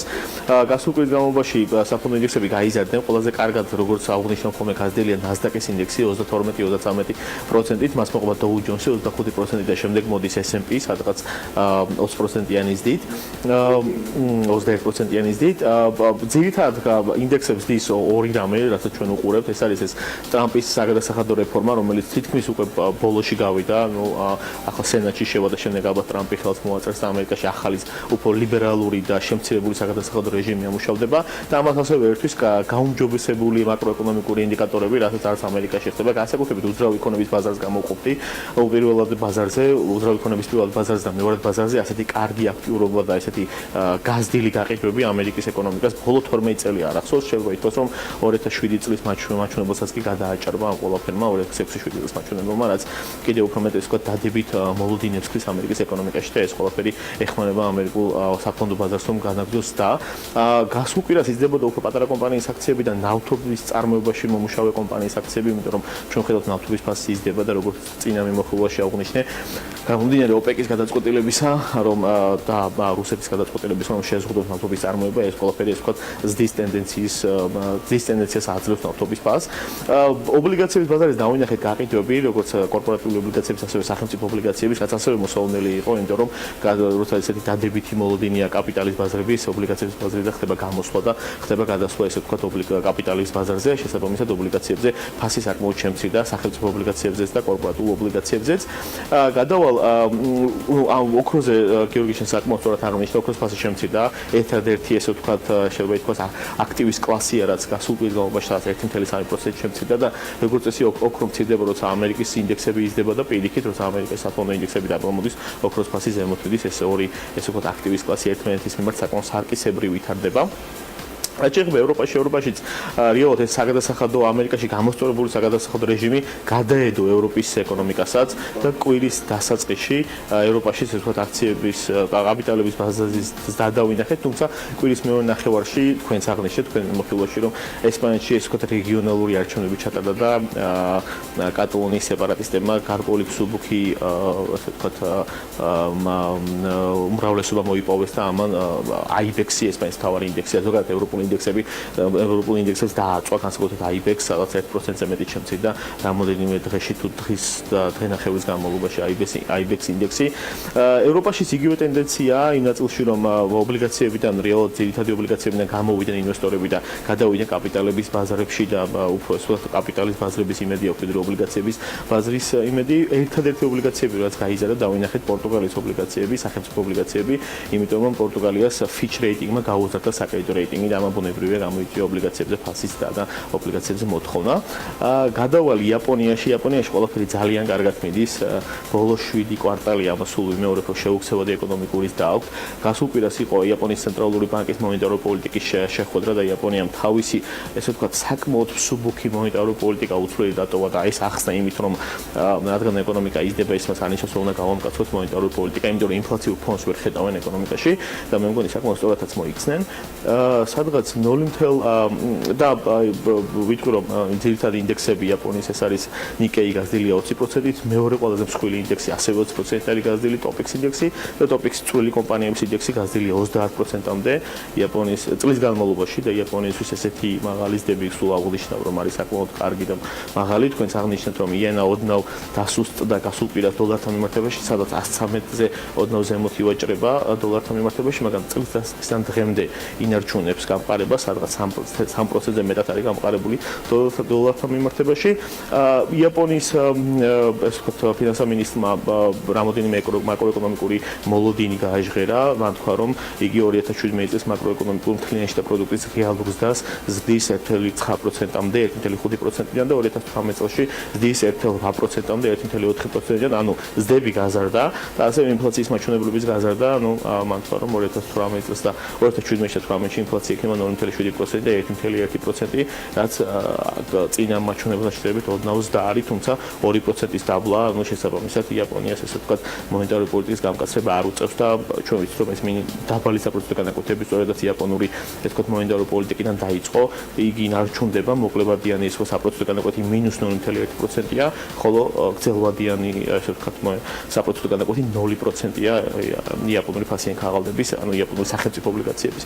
რაც შეეხება ჩინეთში ჩატარდა გასულ კვირას ჩინეთის კომუნისტური პარტიის და კონგრესის ეს ვთქვათ ეკონომიკური ფორუმი და ანალიტიკოსები და მაკროეკონომისტები მოელოდებოდნენ, რომ რა გადაწყვეტილებას მიიღებდა ჩინეთის ხელისუფლება ეკონომიკის რეფორმიზაციასთან დაკავშირებით, იმიტომ რომ ჩვენ ვიცით, რომ ჩინეთის ეკონომიკა არის ეს ვთქვათ საკმაოდ ინდუსტრიულად მზარდი ეკონომიკაა, თუმცა ეკონომისტები იძახიან, რომ თუ არ გადაერთო მოხმარებად ეკონომიკაზე, ეს შეიძლება ჩინეთის ეკონომიკისთვის გარკვეული გადახურების რეჟიმში შევიდეს და ეს პრობლემას წარმოადგენდეს და ამავდროულად ხშირად აღნიშნავ ხოლმე ჩინეთის ეკონომიკაში კერძო სექტორში არის საკმაოდ დიდი მაჩვენებლით ვალი და აქედან გამომდინარე S&P-მაც და Fitch-მაც ორმა ყველაზე მსხვილმა სარეიტინგო კომპანიამ ჩინეთის საგარეო რეიტინგი საკმაოდ შეამცირეს. აქედან გამომდინარე ანალიტიკოსები ველოდებოდნენ, რომ ამ ეკონომიკურ ფორუმზე იქნებოდა საუბარი მასზე, რომ მოხდეს ეკონომიკის რეფორმიზაცია და ესე ვთქვათ, უფრო გამოვიყენებ ამ ინგლისურ ტერმინს supply side-ზე გადართვა ეკონომიკის და მოხმარებაზე გადართვა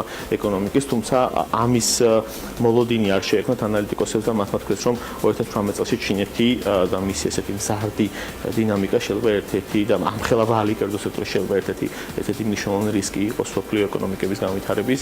ნახოთ როგორ განვითარდება მოვლენები, რაც შეეხება სხვა განვითარებად ეკონომიკებს. სამხრეთ აფრიკაში ახალი ესე ვთქვათ პრემიერ-მინისტრის მოადგილე ყავთ, რომელიც საკმაოდ ისეთი სანდო პიროვნება იმ ნაწილში, რომ საკმაოდ ესე ვთქვათ investor friendly ადამიანია და ამის მიმართ რომ ეს ადამიანი დაინიშნა, ადგილობრივი ვალუტა გამყარდა 3%-ით და საფონდო ბირჟაზე ინდექსი გაიზარდა 2%-ით.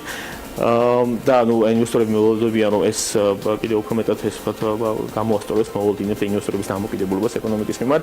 პერუში განვითარდა მოვლენები, პერუს პრეზიდენტი, რომელიც შემჩნეული არის, ვთქვათ, ოსე ბრალდებენ დიდ ეს ვთქვათ კორუფტირებულ სკანდალში, ამასთან დაკავშირებით ეს არის რაღაცა სახელმწიფო შესაძლებლობებთან დაკავშირებული სკანდალი. ამ სკანდალმა გადაუარა მთელ ლათინო ამერიკას და ყველაზე მეტად პერუს და ბრაზილიას დაატყდა ეს სკანდალი თავს. არის საუბარი მასეთ, რომ ამაშება ძალიან გააფუჭოს ურთიერთობა პერუს და საგარეო საკრედიტო რეიტინგის კომპანიების მიმართ და პერუს საგარეო რეიტინგი შეიძლება ამაში შეამციროს და პერუს ეკონომიკა ცოტა ხნის წინ გამოვიდა რეცესიიდან, იმიტომ რომ სასოფლო მასალებზე ფასები გაიზარდა და შეიძლება ამან უკან დააბრუნოს ყველაფერი და ამავდროულად კიდევ ვიტყვი, რომ ჩილეში ახალი ესე ვთქვათ პრეზიდენტი ყავთ, რომელიც საკმაოდ ესე ამასაც ვიტყვი, რომ საკმაოდ investor friendly პრეზიდენტია და ამის მიმართ ანალიტიკოსები იძახიან, რომ საკმაოდ დადებითი საკმაოდ კარგი მოლოდინები მოყვა ამ პრეზიდენტის გამარჯვებას და ზოგადად ლათინო ამერიკაში იძახიან, რომ ჩილეს ეკონომიკაში ყველაზე ესეთი ღია ეკონომიკა, სწრაფად მზარდი ეკონომიკაა და ყველაზე რეფორმების მიმართ ღია ეკონომიკად ჩამოყალიბდა.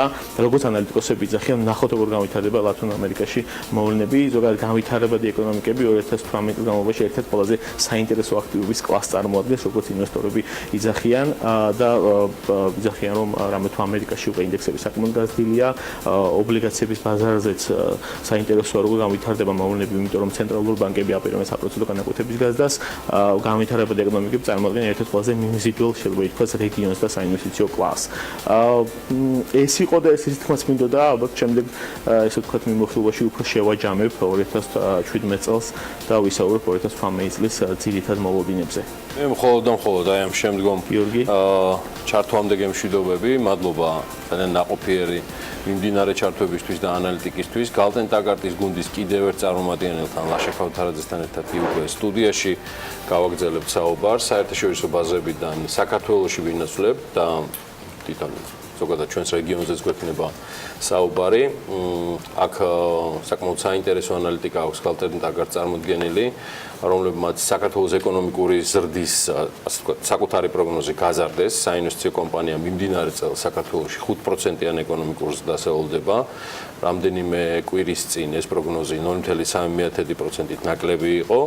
ასევე გასული კვირის ბიულეტენით საინვესტიციო კომპანიისგან მივიღეთ მონაცემები, რომ ლარი დოლარის წყვილი იდეაში მათი გათვლებიდან გამომდინარე 2 და 4-ის ნიშნულს უმიზნებს და ადრე თუ გვიან შეიძლება ამ ნიშნულზე დაკორექტირდეს. მოკლედ, საინტერესო 2017-ის მიღმა გამოწვევებით სავსე 2018-ზე საუბრობთ ლაშა ქავთარაძესთან, იგი გალტენ ტაგარტის ეკონომისტი გახლავთ და მე მოსმენთ სალამət. დილა მშვიდობის. დილა მშვიდობისა, მოგესალმებით. ლაშა, პირველ რიგში ხა ევაბოჭორიშვილთან ერთად გავიარეთ კიდეც ამ სტუდიაში დეტალები თუ რის გამო მოხდა კორექცია მიმდინარე წლის პროგნოზისა იმ ფუნდამენტური ფაქტორებიდან თუ სხვა ინდიკატორებიდან გამომდინარე, მაგრამ ამას მალევე წამოეწია თქვენი მორიგი ანალიტიკა, რომელიც უკვე 2018 წელს და ამ პროგნოზებს უკავშირდება, სადაც ასევე საკმაოდ პოზიტიური გათვლებია, მაგრამ ეს ყველაფერი გადაფარა და ამას მე უკვე გეუბნებით BMG-ის მომხმარებლებიდან გამომდინარე თქვენმა პროგნოზმა ლარი დოლარის წყვილთან მიმართებაში. რომ ეს ყველაფერი იდეაში შეიძლება 2 და 4-ის ნიშნულზე დაკორექტირდეს. მოკლედ, ბევრი გვაქვს სასაუბრო და გისმენთ ყურადღებით. რა გაძლევთ ესეთი ოპტიმიზმის საფუძველს? მოკლედ, ვადასტურებთ, რომ ჩვენი კალთენთაგარტის ბოლო განახლებული პროგნოზით საქართველოს ეკონომიკა 5%-ით გაიზრდება 2017 წელს და 2018 წელს ეს ზრდა იქნება 5.4%. ხა რა დგას ამ გაზრდილი ეკონომიკური ზრდის უკან?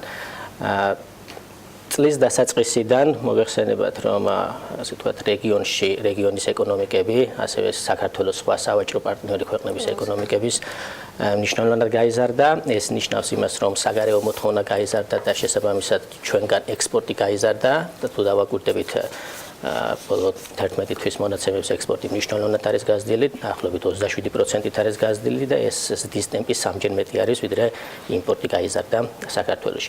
ანუ ერთი არის სავაჭრო, ასე ვთქვათ, გაუმჯობესებული პირობები და მეორე არის რაც უკავშირდება ფინანსური ნაკადების შემოდინებას. ფინანსური ნაკადები ამ შემთხვევაში არის ფულადი გზავნილები, არის ასევე ტურიზმიდან შემოსავლები, ესენი გარკვეულწილად ქმნიან მოთხოვნას ქვეყნის შიგნით და თუ დავაკვირდებით მთლიანი შიდა პროდუქტის დარგობრივ ჭრილში მნიშვნელოვნად გაზრდილი არის მაგალითად რესტორნები, სასტუმროები და რესტორნები, გაზრდილი არის მშენებლობა და შესაბამისად მათ მნიშვნელოვანი წვლილი შეაქვთ იმ ეკონომიკურ ზრდაში, რაც ასე ვთქვათ, პირველ მიმდინარე წლის 10 თვეში გვაქვს. ეს არის 4.9%. აქედან გამომდინარე ჩვენ ასევე ვაკვირდებით თუ როგორი ეკონომიკური აქტივობა მიმდინარეობდა ნოემბერში, ასევე უყურებთ თუ როგორი ბაზა გქონდა წინა წელს და შესაბამისად აქედან გამომდინარე ჩვენ გავზარდეთ 4.7%-დან 5%-მდე ეკონომიკური ზრდა. მთლიანობაში ასე ვთქვათ, თუ მთლიანი შიდა პროდუქტის კომპონენტებს შევხედავთ, კვლავ სოლიდური ადგილი წმინდა ექსპორტის, ასე ვთქვათ, წვლილის უკვე ექნება მიმდინარე ეკონომიკურ ზრდაში და ასევე ექნება მოხმარებას. ასევე დადებითი პოზიტიური, ასე ვთქვათ, კონტრიბუცია შეიტანს ინვესტიციები, რომელიც წლის პირველ ნახევარში ცოტა სუსტი იყო, მაგრამ ასე ვთქვათ, ეს ტენდენცია უკვე გაუმჯობესებისკენ წავიდა მეორე ნახევარში. 2018-ში ეკონომიკური ზრდა მომეჩვენა თუ უფრო მეტი ახსენეთ 5.4%. რა გაძლევთ ამის წინაპირობთ? შარშანდელი პროგნოზი მესმის რომ პესიმისტური იყო გადასახედად, მაგრამ ფიქრობდით რომ ესეც ოპტიმისტური წელს რა გაძლევთ იმის თქმის საშუალებას, რომ მომავალ წელს კიდევ უფრო სწრაფად გაიზრდება ეკონომიკა. ეს არის ხარჯები, რომელიც მაგალითად ინფრასტრუქტურაშია გათვალისწინებული და ასე ანუ რა პუნქტები არის მთავარი განსაზღვრელი ამის? რა თქმა უნდა, აქ ისევ და ისევ გაგრძელდება ის ტრენდი, რაც კერძო სექტორიდან მოდის, გაგრძელდება მაგალითად ფულადი გზავნილების შემოდინება, ასევე ტურიზმიდან მიღებული შემოსავლების ზრდის ტემპი, დაახლოებით ჩვენ პროგნოზირებთ, რომ ეს იქნება 11-დან 15%-ის ფარგლებში, ანუ ორივე კომპონენტი გაიზრდება. დადებითი ის არის, რომ მთავრობა ზრდის კაპიტალურ ხარჯებს, ესეც დადებითად მოქმედებს, რა თქმა უნდა, ეკონომიკურ ზრდაზე, ანუ საბოლოოდ რომ ვთქვათ, ფისკალური კონსოლიდაცია ამ შემთხვევაში დადებითი არის. ასევე აღსანიშნავი არის მთავრობის ერთ-ერთი მნიშვნელოვანი გადაწყვეტილება, რაც მოგების გადასახადს უკავშირდება. მიმდინარე წელს დაახლოებით ბიზნესში ჩაბრუნდა ჩვენი გათვლებით 650 მილიონის ფარგლებში, მომავალ წელს კი მილიონი ლარი, მომავალ წელს დაახლოებით 30-50 მილიონით უფრო მეტი ჩაბრუნდება. შესაბამისად, მოგების გადასახადის ეკონომიკაში ჩაბრუნება ყისიერი ეფექტი არ აქვს, ცოტა მოგვიანებით მოქმედებს ეკონომიკაზე და ასე ვთქვათ, ეს გამოჩნდება 2018 წელს. საშუალება ვივარაუდოთ, რომ ნაჩქარევი იყო ცოტა აქციზებზე ფასის გაზრდა, თუ მოგების გადასახადი რეინვესტირებით გვაძლევდა იმ მაჩვენებლებს, რა მაჩვენებლებსაც ბიუჯეტი, რა დეფიციტის შევსებაც უნდოდა ბიუჯეტს. ნუ წლის დასაწყისში მოგეხსენებათ არ იყო მოსალოდნელი, რომ ეკონომიკა 2017 წელს ასეთი მაღალი იქნებოდა, შესაბამისად ბიუჯეტის შემოსავლები ყოფილიყო, ასე ვთქვათ, მიზანშეწონილად მიიჩნიეს, რომ აქციის გადასახადი გაიზარდა. ესე გავაგრძელებ შოთას კითხვას. ინფლაციის ტარგეტირებული მაჩვენებელი, რომელზეც ყველა დასკვნით ყველაზე დიდი გავლენა მოახდინა აქციზების ზრდამ. ეს თქვენ გათვლებში უბრუნდება საწყის მაჩვენებელს, რასაც ვარაუდობს ეროვნული ბანკი, თუ არა, იმიტომ რომ ფაქტია, რომ აქციზი საკმაოდ მძიმე ტვირთად დააწვა. და ბოლო გადაწყვეტილება, რომელიც მონეტარული პოლიტიკის კომიტეტის ხდომაზე მიიღო, ამან თითქოს გააჩნია ის მოლოდინი, რომ სწორედ ეს ერთჯერადი ფაქტორები არ იყო მხოლოდ და მომავალში ასახვისათვის იქნა გადადგმული 25,000-დან პუნქტით გამყარების ნაწილი. მოგიხსენებათ, როდესაც აქციის გადასახადი გაიზარდა თამბაქოზე და საწვავზე, ამან შეიძლება მოგცა რომ დაახლოებით 40% აქციის გადასახადის გამო გვაქვს სიმაღალი ინფლაცია. მიმდინარე წელს საშუალო ინფლაცია 6%-ის ფარგლებში არის მოსალოდნელი, ხოლო პერიოდის ბოლო 6.4%-ის ფარგლებში იქნება. მომავალ წელს ჩვენი პროგნოზით ინფლაცია, საშუალო ინფლაცია იქნება 3.3%-ის ფარგლებში, ეს ცოტათი რა თქმა უნდა, დახრდება. ნათქვამი აქვს, რომ ეს არის ამის. ანუ მოსალოდნელია, რომ რეფინანსირების განაკვეთიც დაიწევს. რა თქმა უნდა, შერბირებული მონეტარული პოლიტიკის ველით მომავალ წელს დაახლოებით 6%-მდე უნდა ჩამოვიდეს მონეტარული პოლიტიკის განაკვეთი. მიმდინარე გაზ და რაც ასე ვთქვათ არა მარტო იქიდან არის მომდინარეობს რომ აქციის გადასახადის გამო გაიზარდა ინფლაცია, ასევე ეროვნული ბანკი უყურებს თუ როგორ შეიცვალა ნომინალური ეფექტური გაცვლითი კურსი თავისი ტრენდის მიმართ. ძალიან გაუფასურებული იყო შესაბამისად ეს აჩენდა მოლოდინს რომ ინფლაცია კიდე ცოტათი გაიზრდებოდა და ახლობით ალბათ ჩვენი გათვლებით ეს იქნებოდა 0.3-4 პროცენტული პუნქტის ფარგლებში. მაგრამ მე დიდად არ ველოდებოდი მაგალითად მონეტარული პოლიტიკის. ხო, მაგრამ მეორე მხრივ თქვენ ელოდებით და საკმაოდ ამბიციური განაცხადია გალტის გათვლებიდან გამომდინარე, ეს ერთ-ერთი ჩვენი ბოლო კითხვათაგანია ლაშა. ლარი დოლარის წყვილი 2 და 4-თან მიმართებაში. ეს თქვენს მიერ ჩამოთვლილი ფაქტორები თუ დაუმატებდით კიდევ რა გაძლევთ ესეთი პროგნოზის გაკეთების საშუალებას? საერთოდ ლარის კურსი თუ მოლოდინების შექმნაზე დავიწყოთ ახლა ყველამ ერთად მუშაობა. ლარის კურსი, ასე ვთქვათ, არის ასე ვთქვათ ის მაჩვენებელი, რომელიც ძალიან გრძნობიარე არის როგორც ფუნდამენტური ფაქტორების მიმართ, ასევე იმ ფაქტორების მიმართ, რომელსაც ვერ ვაკვირდები და ვერ აღვრიცხავთ, ხო? ამაში არის ეს მოლოდინებიც და ვერც მართავთ. ის რომ ჩვენ საშუალოვადიან პერიოდში ეკონომიკა გაიზრდება და დაუახლოვდება მის პოტენციურ ზრდას, რომელიც ჩვენი გათვლებით დაახლოებით 6%-ზე ცოტა მეტი არის. ეს იმას ნიშნავს, რომ ამ შემთხვევაში 6-ზე ცოტა მეტიც არის? 6.2% იქნება დაახლოებით პოტენციური ეკონომიკური ზრდა 2018-2021 წლებში. ეხლა შემცირებული არის მაგალითად 2015-2016 წლებში პოტენციური ეკონომიკური ზრდა დაახლოებით 4.9% ფარგლებში იყო, ანუ შემცირდა ამ წლებში, მაგრამ ასე ვთქვათ ისე გაიზრდება და დაუბრუნდება ადრინდელ ნიშნულს 6.2%-ს და ასე ვთქვათ თუ ეკონომიკაც გაიზრდება დაახლოებით 6%-ით, ეს მნიშვნელოვანი მხარდაჭერა იქნება ლარის კურსისთვის.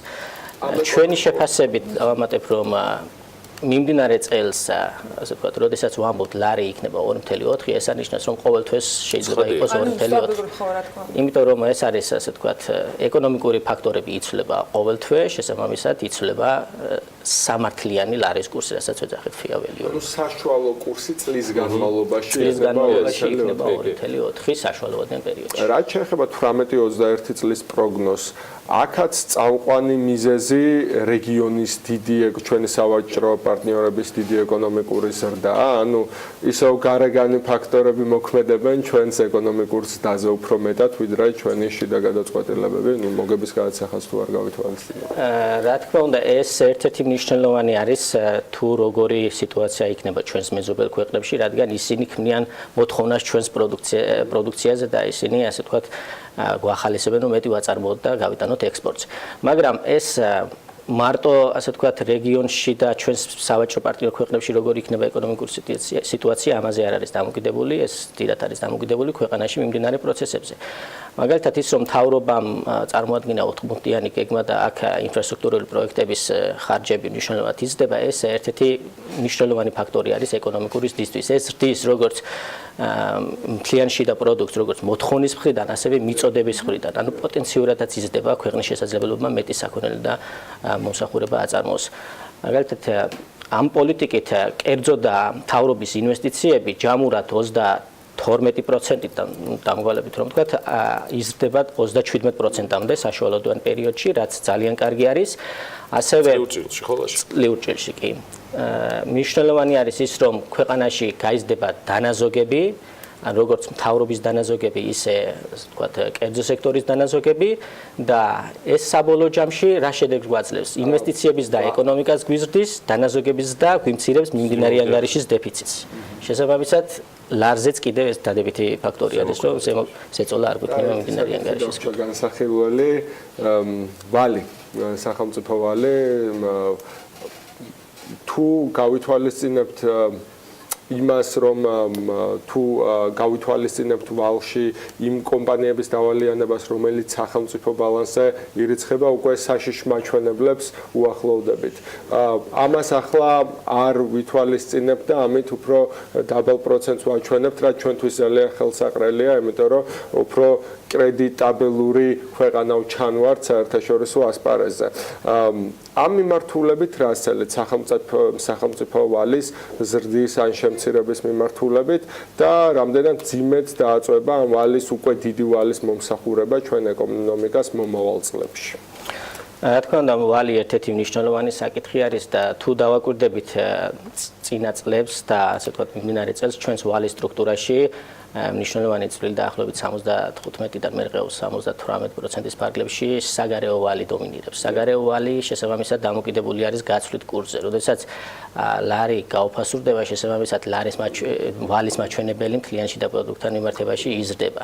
თუ ჩვენ ასე ვთქვათ 2.4%-ის ფარგლებში გვექნება ეს გაცვლითი კურსი ლარი დოლარის მიმართ, ეს იმას ნიშნავს, რომ ვალს შემცირების ტენდენცია ექნება საშუალებრივ პერიოდში და ეს ასახული არის მთავრობის დოკუმენტში, ასახული არის ასევე ჩვენს პროგნოზებში და მე ვფიქრობ, რომ ამ კუთხით ასე ვთქვათ ვალის მდგრადობას პრობლემა არ ექნება საშუალებრივ პერიოდში. ასევე ყურადღება უნდა გავამახვილოთ როდესაც ვალის მომსახურებაზე ვსაუბრობთ, ვალის მომსახურების ასე ვთქვათ ტვირთი არ არის დიდი, შემოსავლების მიმართ დაახლოებით 8%-ის ფარგლებში არის და ამასაც შემცირების ტენდენცია ექნება. ანუ თუ ვალს კარგად გამოვიყენებთ ჩვენ და უფრო მეც გამომამუშავებთ, მაშინ ვალი ასე ვთქვათ ელით რომ ვალი გაიზრდება მომავალ წლებში. შემცირების ტენდენცია ექნება და დაახლოებით 40%-ის. გვაქვს მინდა რომ სამი მთავარი გამოწვევა დავასახელოთ პოტენციური ზრდის სრულად ასათვისებლად, რომელიც შეიძლება კონდეს ეკონომიკაში. ეს არ არის აუცილებელი ლაშა იყოს ხოლმე 2018 წრილში. ის რაც ჩვენი 2018 წელში 18 წელს 5.4%-იან ეკონომიკურ ზრდაში ველით რომ ინვესტიციებს ექნება მაღალი წვლილი მოხმარებასთან ერთად მიუხედავად იმისა, რომ მოხმარება პროცენტულად თლიანში და პროდუქტის მიმართ შემცირდება, მისი წვლილი იქნება მაღალი, დაახლოებით 2.7% იქნება მოხმარების წვლილი, ჩვენი გათვლებით 2.4% პუნქტი იქნება ინვესტიციების და წმინდა ექსპორტის შემცირდება, იმიტომ რომ ჩვენი პროგნოზით ექსპორტისა და იმპორტის ზრდის ტემპები 2018 წელს დაუახლოვდება ერთმანეთს. და გამოწვევები რჩება ის, რომ ასე ვთქვათ აი ეს უნდა გამართლდეს, რომ ინვესტიციების წვლილი გაიზარდოს, ანუ მოგების გადასახადის რეფორმა რომ მოხდეს რეინვესტირება, ამ რეინვესტირებას უნდა კონდეს შედეგი ეკონომიკურ ზრდაზე და ასე ვთქვათ ეს აუცილებლად უნდა გამოვლინდეს 2018 წელს. ლაშა ქავთარაძე, გალდენ დაგაპტის ეკონომისტი, გსტუმრობდა დილიდან, მადლობა მას. მადლობ თქვენს ანალიტიკისთვის, მადლობა გალდენ დაგარც პარტნიორობისთვის მთელი ამ წლის განმავლობაში. ჩვენ მოკლე რეკლამაზე გავდივართ და სულ მალე არ გადაართოთ. უკაცრავად ნოვას ხელმძღვანელი, დირექტორი და პარტნიორი ზვია დაბულაძე შემოგვიერთება, იგი უერთდება მსხვილი კომპანიების ფორუმს, რათა 2017 წელი პირდაპირ ეთერში შევაჯამოთ. საქმიანი დილა სულ მალე თავის პარტნიორს ნოვას დაუთმობს ეთერს. გეოდებით.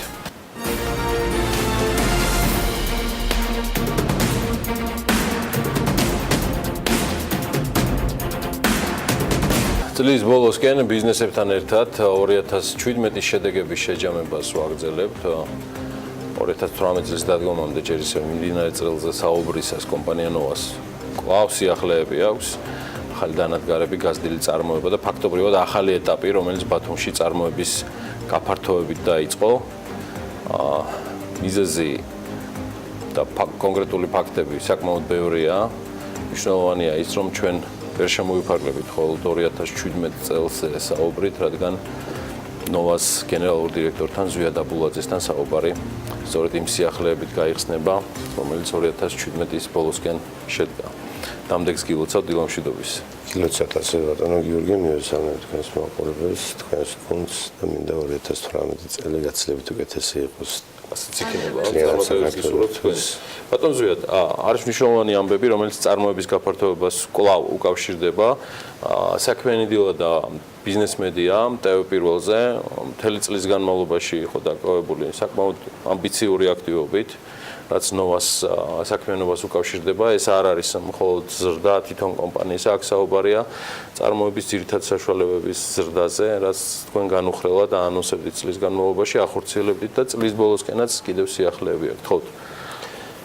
დიახ, მინდა გითხრათ, რომ გასული წელი იყო თავისი საწარმოო ხაზების გაფართოებით ერთ-ერთი მნიშვნელოვანი ჩვენს კომპანიაში, რაც 2018 წლისთვისაც გაგრძელდება აუცილებლად.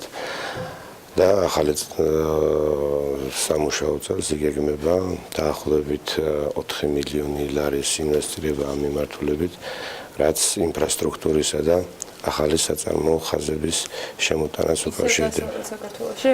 არა, ახლა ამჯერად უკვე თბილისში, აღმოსავლეთ საქართველოში და ეს იქნება სრულიად ახალი ტიპის მეტალოგრამიტის სახურავის ხაზი, იგივე მეტალოპლასმასის პროფილების ახალი საწარმოო ხაზი, იგივე პროფილების სახურავის წარმოების ახალი ევროპული სტილის ხაზი და სხვა ბევრი აქსესუარებისა და თაბაშირმოყავას პროფილების ახალი ხაზები, რომლებიც საშუალებას მოგცემს წარმოების გაფართოების და უკავშირდება უფრო მეტ შემოსავლებს კომპანიაში და მეტ ეკონომიკას. საქართველოს ფარგლებსაც გასცით და დარწმუნებული ვარ, ახალი პროდუქტის მათ შორის გათვალისწინებული იქნება საექსპორტოდ. 2017-ის მთავარი ამ შემთხვევაში შეჯამებისას მთავარი მონაგარი რა არის? ეს უკავშირდება ახალ საწარმოო ხაზებს, რომელმაც რეალურად ძალიან ბევრით გაზარდა საწარმოო შესაძლებლობა? არა მხოლოდ საწარმოო შესაძლებლობა, მთლიანად კომპანიის შესაძლებლობები გაზარდა. მინდა გითხრათ, რომ 2017 წელი სადღაც 35%-იანი ზრდით დამთავრდება კომპანიისთვის.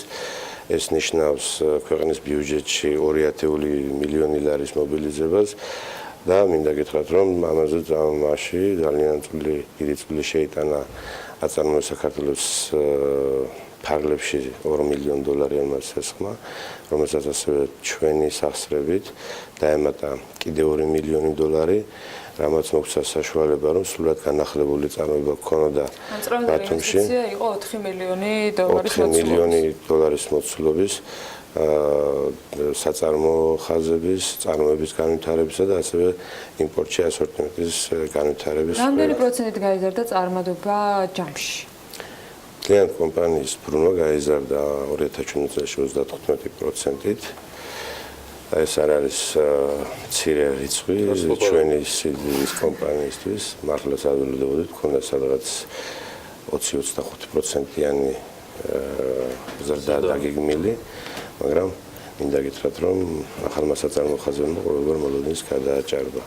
ჩვენ გასულ წელში მოგეხსენებათ კომპანია ნოვა იყო ორიენტირებული იმისათვის, რომ ბათუმში გახსნილიყო ახალი წარმოება, იგივე ჩვენი წარმოება ორი მიმართულებით არის პლასმასის მეტალოპოლიეთილენის აუზების წარმოება და ფერადი და მოტივებული თუნუქის წარმოება, დავამატეთ ახალი ფორმები, როგორც ადრე აღნიშნეთ, პოლიეთილენის აუზების ხაზებზე, რამაც მოგცა იმის საშუალება, რომ თითქმის წარმოება 24/7-ზე მუშაობდა მთელი წლის განმავლობაში და მაინც ვერ აუდიოდით მიწოდებას.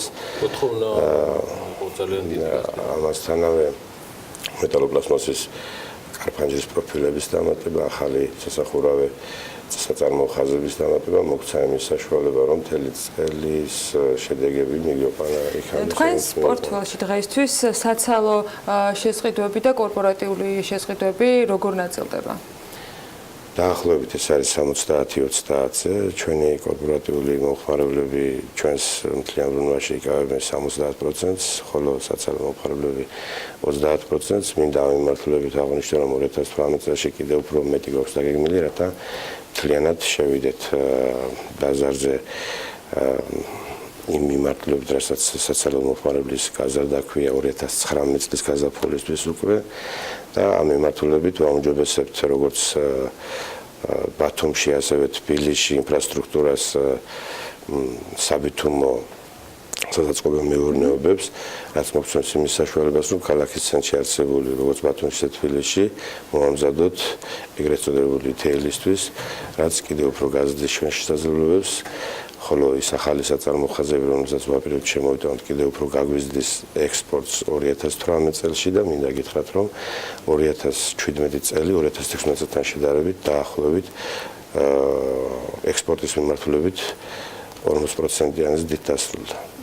რომელი პროდუქტი არის უფრო პოპულარული საექსპორტოდ და რომელი ნაწილი შეთავაზებას გეგმავთ პარტნიორებისათვის საზღვარგარეთ 2018-ში? მინდა გითხრათ, რომ როგორც ასეთი ჩვენი პოლიეთილენის აუზების წარმოება საკმაოდ პოპულარულია სომხეთის რესპუბლიკაში და ამ მიმართულებით ვერ აუდიოდით მიწოდებას მინდა გითხრათ. მარტო ჭირდა ამ პოლიეთილენის აუზებს ან მარკეტინგული კამპანია ან რეკლამა, როცა ახალ პროდუქტს აკეთებთ და ჩვენ საკმაოდ ასე აგრესიულია. ჩვენმა მარკეტინგმა საკმაოდ კარგად იმუშავა ამ მიმართულებით. ან დროს რეალურად ძალიან წოდა ჭირდა, იმიტომ რომ სულ რაღაც რამდენიმე თვის წინ იყო, როცა ამ სიახლის შესახებ გქონდა ინფორმაცია, რომ დამზადებას იწყებდით. არა. 2014 წელს ჩვენ უკვე აუზების წარმოების ხაზი გამართული ქონდა, უბრალოდ ახალი მიმართულები დავამატეთ, ახალი ფორმები დავამატეთ და მინდა გითხრათ, რომ მარკეტინგული მუშაობა საკმაოდ ჩატარდა, არ ვიცი, მე მგონი ნახავდით კიდევაც ჩვენს კლიპს ამ მიმართულებით ქონდა 700,000-ზე მეტი ნახვა. ეს სომხეთს გულისხმობს ექსპორტს. სომხეთშიც მინდა გითხრათ, რომ კომპანია იყო. აი, ამის თარგმანი გაკეთა სომხურ ენაზე და სომხეთშიც დაექსპორტა ჩვენი მარკეტინგული და გავუშვა ეს ყველა ვარიანტში. კი ბატონო. ძალიან საინტერესო. მარკეტინგი თუ თქვენთვის საინტერესოა ბატონო, ესეთი კითხვა.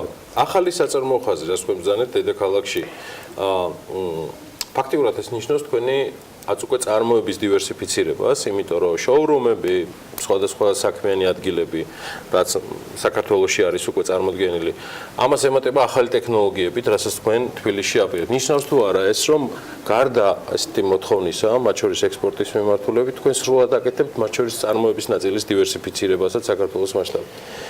კი, მინდა გითხრათ, რომ მიუხედავად იმისა, რომ ძალიან ბევრი საწარმო ხაზი დავამატეთ ბათუმში, მოთხოვნა იმენად დიდი იყო, რომ ჩვენს მომხმარებელს ხშირად 3 და 4 დღის მოცდა უწევდა იმისათვის, რომ მიეღო სახლისთვის სახურავი, ასევე აუზები და ასე შემდეგ. აქედან გამომდინარე, ხო, მაგრამ ეს არ სურს კომპანიას, რომ ჩვენ გვინდა, რომ ჩვენს მომხმარებელს როგორც ყავდა მიჩეული აქამდე, სულ რაღაც დღეს რომ შევიკეთო და ხვალისთვის მიგვეწოდებინა და აი ამ რეჟიმის აღდგენისთვის ვამატებთ ამ ხაზებს, ეგრეთ წოდებული ნონ-სტოპი ქვია, პროფესიონალის საწარმო ხაზს, რომელიც გაუჩერებლივ რეჟიმში მისი მჭრელი დანა, ანუ სახურავის დანა, რომელიც სახურავის ჭრის მიყვეს თან გამოშვებას, რაც იმას მოგცემს, რომ წუთში გამოუშვათ 40-50 კვადრატული მეტრი სახურავი ერთ წუთში. ეს ახალი ხაზი. რაც შეეხება მეტალოკრამიტის მიმართულებით, სრულიად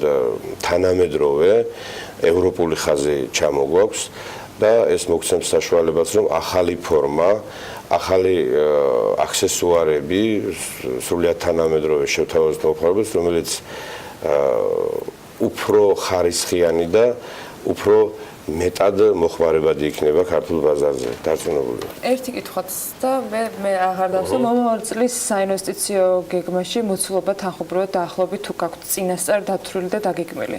და კიდევ გჭირდება თუ არა ამ შემთხვევაში დახმარება ან თქვათ რომელიმე პროგრამის ან თუ უკვე თქვენით დებთ სრულად ინვესტიციას. მინდა გითხრათ, რომ ჩვენ ყველა იმ პროგრამას, რომელიც წარმოებაზეა მიმართული საქართველოში, აუცილებლად ვითვისებთ. ახლა ამ შემთხვევაში EBRD გვეხმარება ამ ახალი საწარმო ხაზების გამართვაში და მინდა გითხრათ, რომ EBRD ამ მიმართულებით ჩვენ გამოგვიყო $700,000 და ეს არ ნიშნავს მხოლოდ თანხის გამოყოფას, აქვე ეს არის შეღავათიანი სესხი, რაც საწარმო ხაზების გაზრდის შემთხვევაში 15%-იან ღირებულების 15%-ის უკან დაბრუნებას გულისხმობს.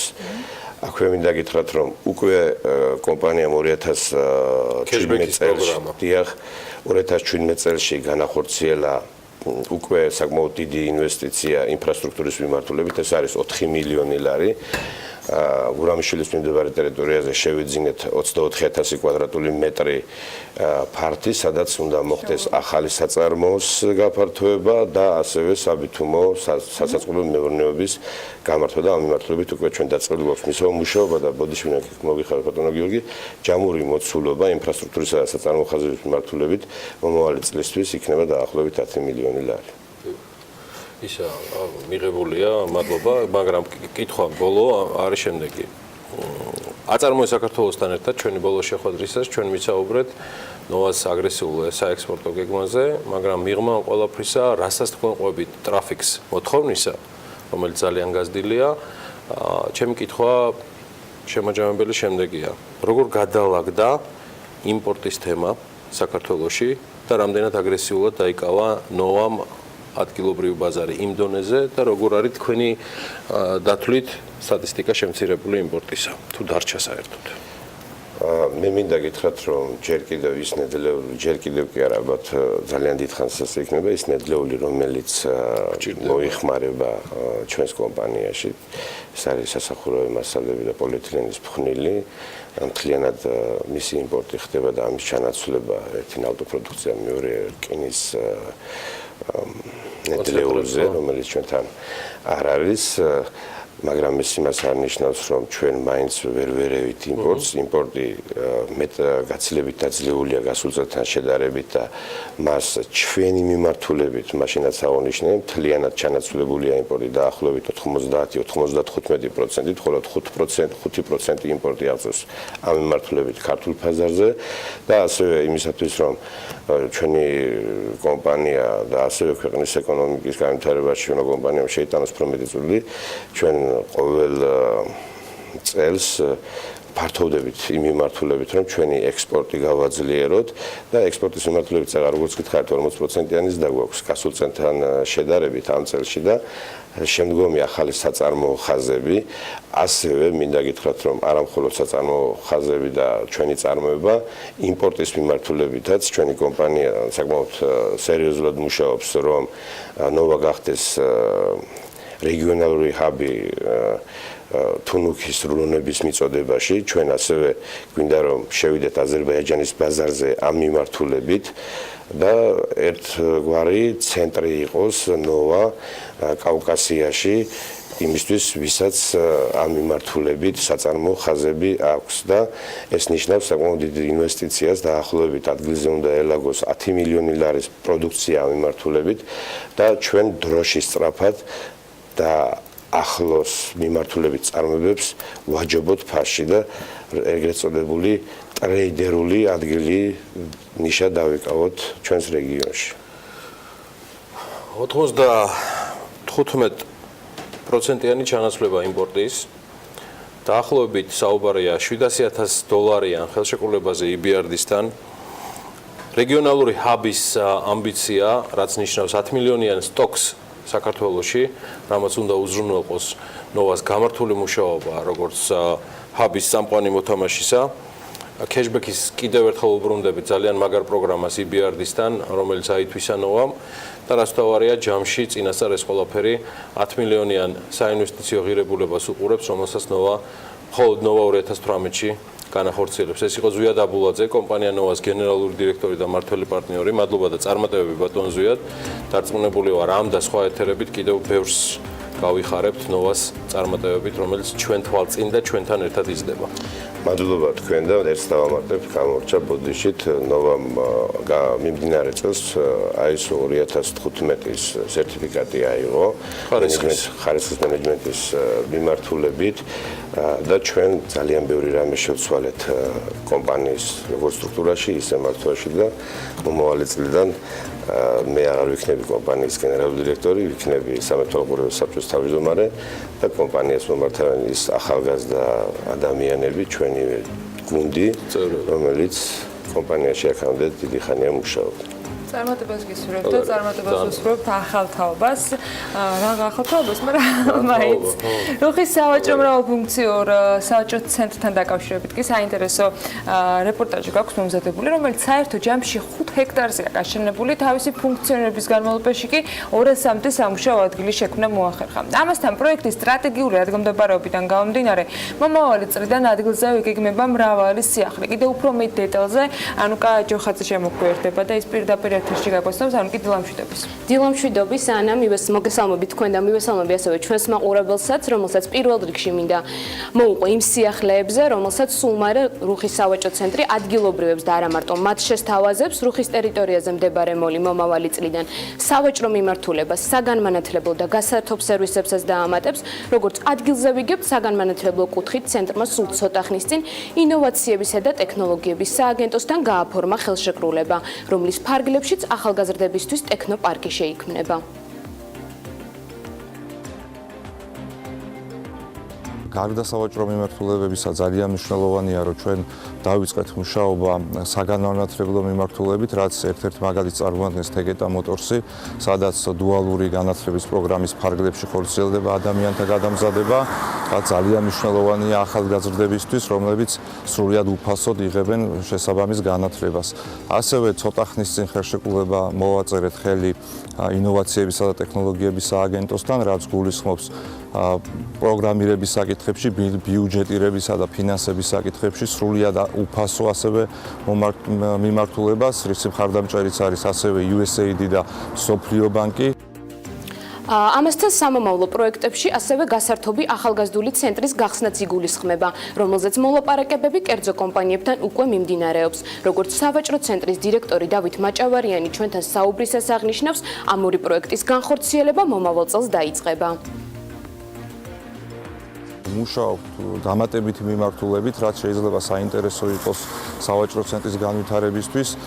უნდა აღინიშნოს გასართობი მიმართულება, როგორც ბავშვთა გასართობი კუთხით, ასევე ზრდასრულთა და მოზარდთა გასართობი კუთხით. ეს შეიძლება იყოს გარკვეული ატრაქციები, ასევე შეიძლება იყოს ბარი და ასე შემდეგ, რომელიც ინოვაციური იქნება და განსხვავებული, რომელიც დაემატება რეგიონში და შესაძლებლობა ექნება თითოეულ ადამიანს ისარგებლოს ამ სერვისებით. რუხის სავაჭრო ცენტრში ახლა დასაქმებულია 150-დან 200-მდე ადამიანი. ამასთან უკვე გაიხსნა 40-მდე მაღაზიაც. როგორც იქ მოვაჭრეები გვეუბნებიან, მოთხოვნას პროდუქციაზე ნამდვილად არ უჩივიან. უფრო მეტიც ისინი გაფართოებასაც გეგმავენ. მოთხოვნა პროდუქციაზე, მოკლედ გაყიდვები ნორმალური არის, ჩვენს მაღაზიაში ნორმალურად არის, ესე იგი უფრო მეტად არის ფასდაკლებები და აქციები ტარდება დევნილ მოსახლეობაზე. აქცენტი გაკეთებული გვაქვს იმ მხრივ, რომ როდესაც საზღვარზე გადადიან, იხდიან თანხას პროდუქციის გადატანაზე, საბაჟო არსებობს და აქედან გამომდინარე ვითვალისწინებთ დევნილი მოსახლეობის ამ სიტუაციას, აქედან გამომდინარე ფასდაკლება მეტია დევნილ მოსახლეობაზე. სადღაც თითქმის 500 ლარს ზემოთ ნებისმიერ პროდუქციაზე, სადღაც 50 ლარიდან 80 ლარამდე ფასდაკლებები ხდება ჩვენს მაღაზიაში. ჩვენ ადგილზევე შევეცადეთ გაგვეგო, რამდენად ხშირად სტუმრობენ მომხმარებლები რუხის სავაჭრო ცენტრს და რამდენად მოსახერხებელია მათთვის სავაჭრო ცენტრის ადგილმდებარეობა. მე პასტი ყოველ დღე დავდივარ აქ. სამუშაო მიწყობს ხელს, გავიარო, გამოვიარო. შესაძლებელია ყველასთვის, როგორც ასეთ პროდუქტია ხარისხიანი ყველაფერი ნორმალურ ფასებში. ვინც მოდის, უკმაყოფილი არავინ გადის. ეს ყველასთვის ვახერხებულია, ეს ქალაქი აგვიშენეს აქ, ჭაობი იყო. მარტო რესტორანი იყო, მეგობრობა ერქვა, იმას ის იყო იმ დროის გაკეთებული და ის დაინგრა. იაფორიაკების დროს დაანგრიეს ეს გატეხეს ყველაფერი, ეს ქალაქი აგვიშენეს და ცენტრი გახდა ეს ადგილი. რუხი მოლი 2016 წლიდან ფუნქციონირებს. მომხმარებლებს ერთ სივრცეში შეუძლიათ იხილონ ისეთი პროდუქცია, როგორიცაა ავეჯი, საყოფაცხოვრებო ტექნიკა, სამშენებლო მასალები, ადგილზევე ფუნქციონირებს ორი კაფე. ამასთან ამავე სივრცეშია განთავსებული საზოგადოების მომსახურების ცენტრიც. მომავალი წლიდან რუხის სავაჭრო ცენტრი ერთიანად გეგმავს სავაჭრო სივრცესთან ერთად მოიცვას ისეთი მიმართულებები, როგორებიცაა გასართობი, საგანმანათლებლო და სოციალური, რაზეც უფრო კონკრეტულად ინფორმირებულები მომავალი წლის დასაწყისში ვიქნებით. ამბავი გამოგრჩება და რა თქმა უნდა ბიზნეს მედია საქართველოს თვალყურის მადევარებს როგორც სატელევიზიო ეთერებში ასევე გვერდზე სხვა ბიზნეს სიახლეებით ეს ინფორმაციაც დროულად ექნება 2018 წელს კიდევ ბევრი საინტერესო ამბავი გვხვდება მაგრამ ჯერ ისევ 2017-ში რეკლამის შემდეგ მაიასი და მოინცის შემაჯამებელი რუბრიკის დრო დგება რამდენიმე წუთში დაგებრუნდებით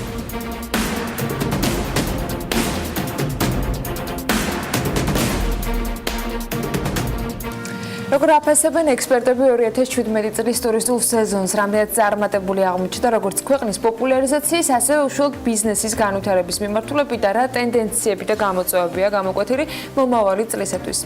ის როგორ იქნება, რომ მაიასი და მოინცესთან ერთად ამ თემაზე მარიამ ადამიას არ იმუშავა, ის ახლა პირდაპირ ეთერში შემოგვერდება და თავად გაგვაცნობს, როგორ შეფასდა 2017 წლის ტურისტული სეზონი მარიამ დილამშვიდობის. დილამშვიდობის, ანა, მიმდინარე წელს 11 თვეში საერთაშორისო ვიზიტორთა რაოდენობა გასულ წელთან შედარებით 18%-ით გაიზარდა, ხოლო პირველი 2 კვარტლის მონაცემების მიხედვით ტურიზმიდან მიღებული შემოსავლების მოცულობა წინა წლის ანალოგიურ პერიოდთან 26%-ით არის გაზრდილი.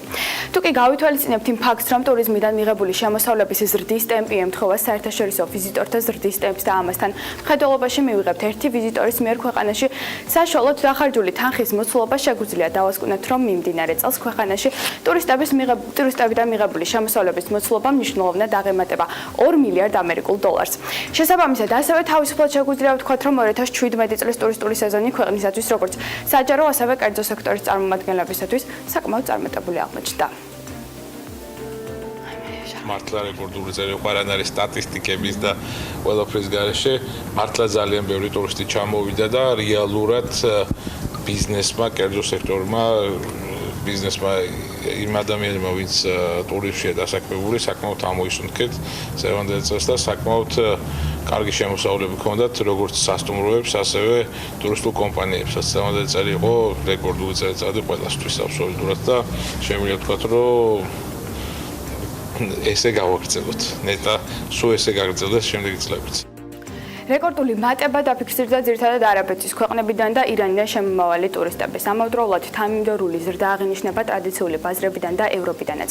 ასევე მნიშვნელოვანია, რომ ქვეყანაში განსაკუთრებით კი თბილისში სეზონი გაიზარდა და სულ 3 თვე რჩება წელიწადში, როდესაც ტურისტების ნაკლებობაა დაფიქსირებული. ესენია 10 ნოემბრიდან 25 დეკემბრამდე და 10 იანვრიდან 15 მარტის ჩათვლით. ამ პერიოდში აქტივობების დაგეგმვა და არასეზონური პერიოდის გააქტიურება უკვე მომდევნო წლის მთავარ გამოწვევებს შორის სახელდება. ასევე 2018 წელს შესაძლებელი მთავარი ამოცანა მეტი ევროპელის მოზიდვა ქვეყანაში. რისთვისაც საჭიროა უფრო მეტი პირდაპირი რეისის დამატება, ხოლო რაც უფრო მეტი ფრენა იქნება დასუბსიდირებული ევროპიდან, ეს უფრო მეტი ტურისტის შემოსდინებას განაპირობებს ქვეყანაში. ძირითადი მიმართულებები ზოგადად სტრატეგია ქვეყნის როგორც არის მიმართული შესაბამისად აისახება ჩვენ სასტუმროზეც. ამიტომ შემიძლია ვთქვა, რომ ტურისტული სეზონი დატვირთული იყო უფრო არაბული სამყაროს ქვეყნების სტუმრებით, ისევე როგორც რუსეთის და დსთ-ის სხვა ქვეყნების სტუმრებით. ყველანაირი მარკეტინგული აქტივობა, რომელიც განხორციელდება მომავალი წლისთვის იქნება ევროკავშირის ქვეყნებზე მიმართული, რაც ჩვენთვის ძალიან სასიხარულოა, იმიტომ რომ ეს არის ზუსტად ის ქვეყნები, სადაც აინტერესებთ ღვინის ტურიზმი, რომელიც ასე მნიშვნელოვანი არის კახეთის რეგიონის მიმართულებით. მოლოდინებისა და დასახული გეგმების გადაჭარბების წელი. ასე შეფასდა კერძო სექტორის მიერ 2017, რადგან მიმდინარე წელს განხორციელდა ბევრი წარმატებული პროექტი, რომლის შედეგადაც ქვეყანაში ჩამოსვლითა და ოპერირებით სხვადასხვა ავიაკომპანია დაინტერესდა, მათ შორისაა გალფი არის, რომელმაც პირდაპირი რეისები განახორციელა ბაჰრეინით, თბილისის მიმართულებით, რამაც თავისთავად უფრო მეტი ტურისტის ჩამოსვლა და ცნობადობის გაზრდა განაპირობა ქვეყნის. ასევე შედარებით გაუმჯობესდა მომსახურების ხარისხი, ანუ კერძო სექტორი თანდათან მიდის იმ დასკვნამდე, რომ ადამიანურ რესურსში ინვესტიცია გაცილებით მეტ მოგებას იძლევა, თუმცა პრობლემა ინფრასტრუქტურასთან ერთად მაინც მომდევნო წლის გამოწვევებს შორის უმთავრესია. ალბათ უმთავრესი გამოწვევა ის იქნება, რომ საქართველოს ცნობადობა უფრო მეტად კონკრეტიკაში მოვიყვანოთ. ჩვენ გეგმავთ, რომ ბევრად უფრო მეტი რამ გავაკეთოთ საქართველოს როგორც სამედიცინო ტურიზმის, ასე ვთქვათ, ქვეყნის პრომოციისთვის, ისევე როგორც საქმიანი ტურიზმისთვის. საქმიანი ტურიზმის ჭილს ჩვენ უკვე არაერთი აქტივობა გვაქვს გაკეთებული აღნიშნულ წელს. უბრალოდ ვფიქრობთ, რომ კიდევ ბევრად უფრო მეტი არის გასაკეთებელი, რადგან მსოფლიო, ასე ვთქვათ, ტურიზმის ინდუსტრიაში ძალიან მაღალია კონკურენცია. რაც შეეხება ზამთრის ტურისტულ სეზონს 2017 წლის ზაფხულში დაიწყო მესტია ჰაძვალის დამაკავშირებელი საბაგიროს მშენებლობა, რომელიც 23 დეკემბერს ოფიციალურად გაიხსნა ამასთან. პირველად ბაკურიანის ისტორიაში გაკეთდა კოხტა მიტარბის დამაკავშირებელი სათხილამურო გზა, კურორტ მიტარბს დაემატა რამდენიმე ახალი სათხილამურო გზა, ხოლო გოდერძიზე 2 მცირე ზომის საბაგირო და საბავშვო არეალი მოეწყო. თუმცა საქართველოში ზამთრის კურორტებზე შესაძლოა დასვენება გაძვირდეს, რასაც სასტუმროების მფლობელები გაზრდილი გაზის ტარიფებსა და ეროვნული ვალუტის არასტაბილურობას უკავშირებენ. სრულად შევაჯამებ, თუმცა ეს უკვე მომავალი ეთერების თემა იქნება. დღეს კი 2017-ის ტურისტულ სეზონზე ვისაუბრებთ. მაია სიდამონიძე, პროთელოთ ჯორჯიას მმართველი პარტნიორი, დღეს საბაკ იგნაძეს კავკასიის თრაველის დამფუძნებელს ჩართვის რეჟიმში უმასპინძლებს. მაიკო დილა მშვიდობის. მადლობა არაჩვეულებრივი სეზონისათვის და ველით შემაჯამებელ ამ შემთხვევაში რუბრიკას. დილა მშვიდობის ანა, დიდი მადლობა მარიამ სიუჟეტისთვის. ფაქტურად ბოლოდება 2017 წელი და იწყება 2018 წლის ახალი ტურისტული წელი, თუმცა ძალიან მნიშვნელოვანი არის კერძო სექტორის შეფასებების მოსმენდა და რა თქმა უნდა 2018 წლის პროგნოზის გაკეთება და აქედან გამომდინარე ჩვენ დღევანდელი სტუმარი გახლავთ საბაკ იგნაძე. საბა დილა მშვიდობის, დიდი მადლობა რომ გვერთვებით დღევანდელ რუბრიკაში. დღევანდელი ჩვენი რუბრიკა ეხება როგორც 2017 წლის შეფასებას, ასევე 2018 წლის გეგმებს, გამოწვევებს და მათ შორის პროგნოზს და გაგვიზიარეთ თქვენი, ასე ვთქვათ, 2017 წლის შეფასება პირველ რიგში.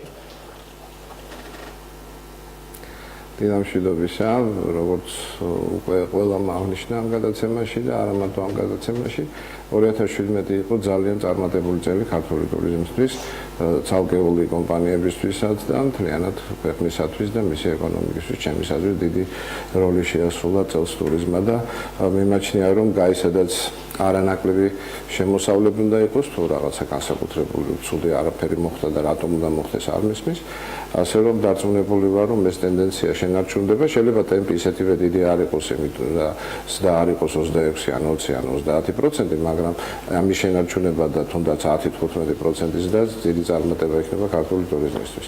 რაც შეეხება ერთი წლის პერიოდში გადაწყვეტად პრობლემებს მომავალი სეზონისთვის არც დარჩა ერთი წელი, ნახევარი წელი დარჩა ჩემის აზრით.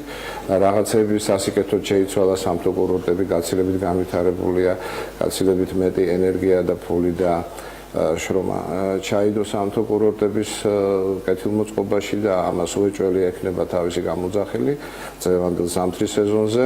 იმედია თოვლის გვექნება და ცოტა უკვე არის.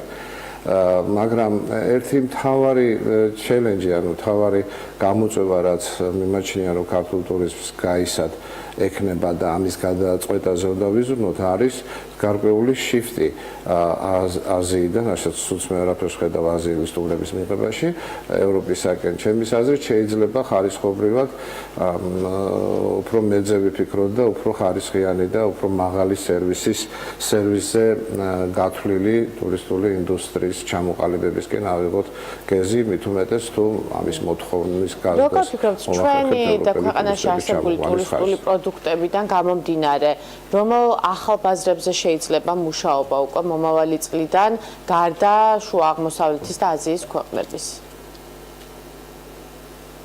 როგორც ყოველთვის იყო შესაძლებელი მუშაობა ევროპის, დასავლური ქვეყნების, ამერიკის, მთელი მსოფლიოს ბაზრებზე და ამისთვის საკმარისი პროდუქტი გვაქვს და თავარი არსებობდეს მატება მოთხოვნის და შეთავაზებაც ყოველთვის ადგილზე იქნება. უბრალოდ მე რაღაცნაირად მგონია, რომ გარკვეულად დევალვაცია განიცადა ხარისხმა, იმიტომ რომ აზიიდან ჩამოსული სტუმრების ინტერესების სფეროში არ არის, ასე ვთქვათ, ის ტრადიციული პროდუქტი ან ის, ასე ვთქვათ, ეფექტური პროდუქტი, რომელიც საქართველოს შეუძლია შესთავაზოს. ეს არის ღვინის ტურიზმი, ეს არის კულტურული ტურიზმი, ისტორია, არქეოლოგია, ადამიანური ურთიერთობები, იმიტომ რომ ძირითადად ამ ქვეყნებიდან ჩამოსულების მთავარი ინტერესი შოპინგი და ასე ვთქვათ, პრინციპში შოპინგია და დიდად ჩვენი კულტურული ძეგლებით, ასე ვთქვათ, ტრადიციებით დაინტერესება არ არის. ამაში ცუდი შეიძლება არაფერი არ იყოს, იმიტომ რომ ერთ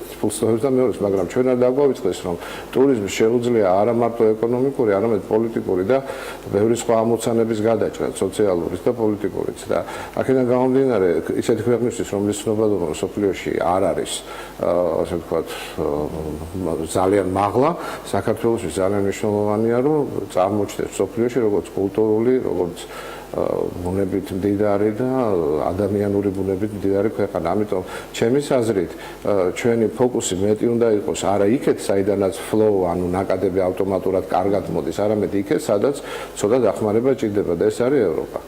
ფიქრობთ თუ არა, რომ ქვეყანა უკვე მზად არის გადავიდეს ტურიზმის განვითარების შემდგომ ეტაპზე, რაც ნიშნავს იმას, რომ რაოდენობების მაგივრად უკვე შეგვიძლია ვიმსჯელოთ მაღალ მხარჯველ უნარიანობაზე, შეგვიძლია ვიმსჯელოთ უკვე ახალ ბაზრებზე და იმ ბაზრებზე, რომლებიც არა მარტო ბევრს ხარჯავენ, არამედ აინტერესებთ რაღაც კონკრეტული სპეციფიური ნიშ ტურისტული პროდუქტები, რაც საქართველოს და რითაც საქართველოს გამოირჩევა ნამდვილად.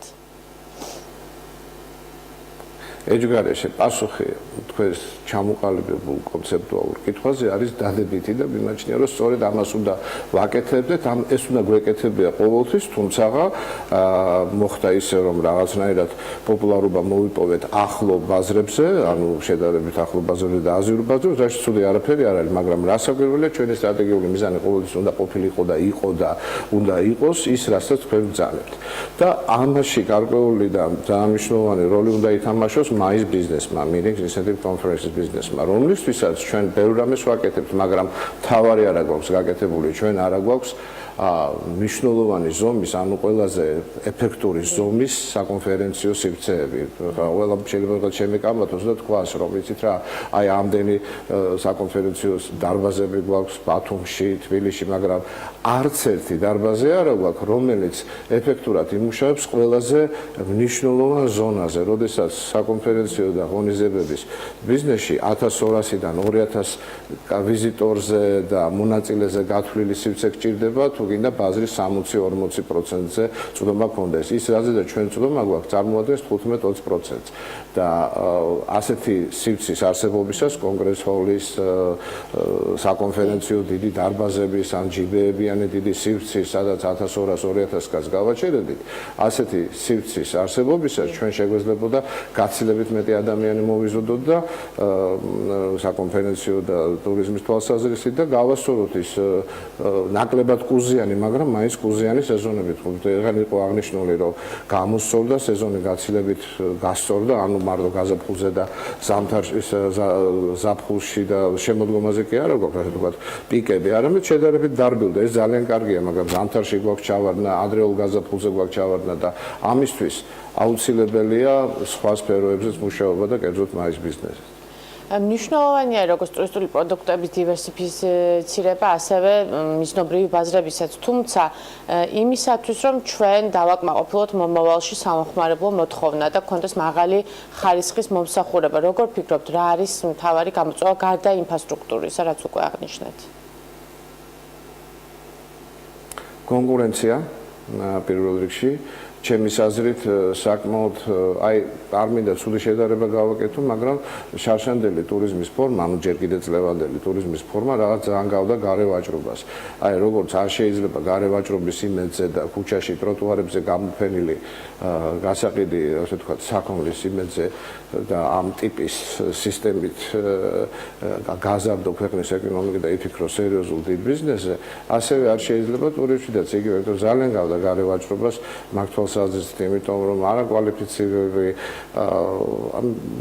აი ამ სივრცეში, ასე ვთქვათ, გაჯანსაღების ერთადერთი გზა არის ფისკალური კონტროლის სიტუაციის, იმიტომ რომ შეუძლებელია ინსტიტუტ დამთავრებული, მათ შორის ბევრი ინსტიტუტები არსებობს, სადაც ტურიზმს ასწავლიან, ან განათლებული კაცი, ან ენის მცოდნე და ყველა ნიშნით უკეთესი შეეჯიბროს ადამიანს, თუ ეს უკეთესი იხდის ყველა გადასახადზე და თავს გზნობს მოქალაქე და გადამხდელ, ასე ვთქვათ, პიროვნებად, რომელიც იხდის თავის, ასე ვთქვათ, გადასახადებს, შეეჯიბროს ადამიანს, რომელიც პირდაპირ ქეშს იღებს, ჯიბეში იდებს, აერთიანებს რამოდენიმე ვალდებულებას ერთში და არაფერ დაგიდებთ არც უსაფრთხოებას, არც კულტურულ ასპექტებს და შინაარს ტურიზმისას და ბევრ რამეს ერთად მომსახურებას და უწევს კონკურენციას. რამ უნდა გაათანაბროს ყოველგვარი ლიცენზირება და სხვა ასე ვთქვათ ბიუროკრატიული ხერხები ჩემის აზრით დამღუპველი არის და წაგვიყვანს აბსოლუტურად არაადეკვატურ გზაზე. მთავარია რომ ორი ადამიანი პატრიოტსანი გადამხდელი და არაპატრიოტსანი გადამხდელი იყვნენ ერთნაირი კონტროლის ქვეშ. ან საერთოდ არსებობდეს რამე კონტროლი, რომელიც აიძულებდა ადამიანს, როდესაც ადამიანი ხის გადასახადებს, ის ჯერ ესეთი ნაკლებად უნარიანია, რომ გაეჯიბროს, ასე ვთქვათ, უფრო პატრიოტსან გადამხდელს და მეორეც თავს გზნობს მონაწილე დიდი საქმისა და გარკვეულწილად იზრდება ისე, რომ თვითონ ამას ვერც კი არ. თუმცა წლევანდელმა ხუჩის ვაჭრობას გავდა შარშადელი ტურიზმის სახე. წლევანდელმა წელმა გვაჩვენა, რომ უსაფრთხოების საკითხებმა, ასე ვთქვათ, უფრო წინ წამოიწია და რამდენად დაუცველი არის ტურიზმის სექტორში, განსაკუთრებით მომხმარებელი. როგორ ფიქრობთ, ამის გამოსწორება არის თუ არა დაკავშირებული რეგულაციებთან, რომელიც მომავალში უნდა გქონდეს უფრო გამართული და მისი, ასე ვთქვათ, ფორსირება ხდებოდეს?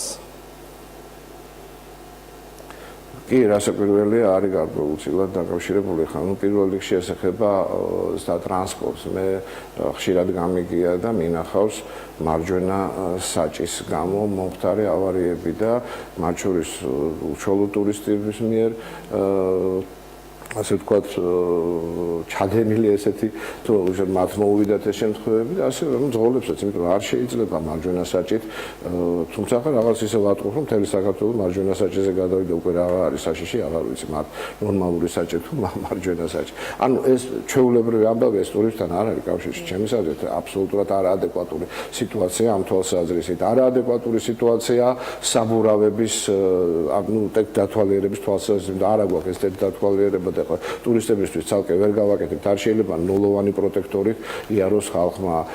ძალიან ბევრი რამე ეს პირველ რიგში ტრანსპორტირებასთან არის დაკავშირებული ეს ყველაფერი უსაფრთხოების საკითხები და რასაკვირველია გარკვეული არა თუ რეგულაციები, არამედ რაღაც ნორმალური საზრიანი ნება უნდა გატარდეს, რომ დაალაგდეს ქალაქში და ქვეყანაში სიტუაცია ამ თვალსაზრისით, იმიტომ რომ ეს არის მთავარი. არ შეიძლება მე არჯერაც აქამდეც მithქვი, არ შეიძლება ძღოლი ამასთანავე იყოს ინტერპრეტატორი და ელაპარაკებოდეს ადამიანს და აჩვენებდეს მარცხენა ხელით და მარჯვენა ხელით გრემს ან ალავერტს ან რა ვიცი მცხეთას და ამავდროულად მართავდეს მანქანას, იმიტომ რომ შეუძლებელი ადამიანი იყოს ფოკუსირებული ამ დროს ან ვიღაცას დაეჯახება, ან გზიდან გადავარდება და მსგავსი რაღაცებიც ხდება. ამის დაშვებაც კი არ შეიძლება. ამიტომ სწორედ ამას ვამბობდი დაემსგავსა მეთქი საგარე ვაჭრობას, ქუჩის ვაჭრობას, იმიტომ რომ ძალიან ბევრი მძღოლობს, ერთდროულად არის გიდიც, არ აქვს ამის უნარები, ვერ დაუშლით თავისუფალ ეკონომიკაში ერთის მხრივ და თავისუფალ ბაზარზე, ვერ დაუშლი ადამიანს აკეთოს ის, რითაც მას ფულის შოვნა შეუძლია, მაგრამ ის რომ ეს არაკეთოს არასწორი იარაღით და გადაადგილების საშუალებას გულისხმობ ან არასწორი ფორმით, ამის დაშლა შეიძლება და ამის გაკეთება აუცილებელია. და ბოლოს როგორი იქნება თქვენი პროგნოზი 2018 წლის? პროგნოზი ძალიან უმადური რამეა, ჩვენ იცით რომ დიდი ხანია მუშაობთ ამ სფეროში.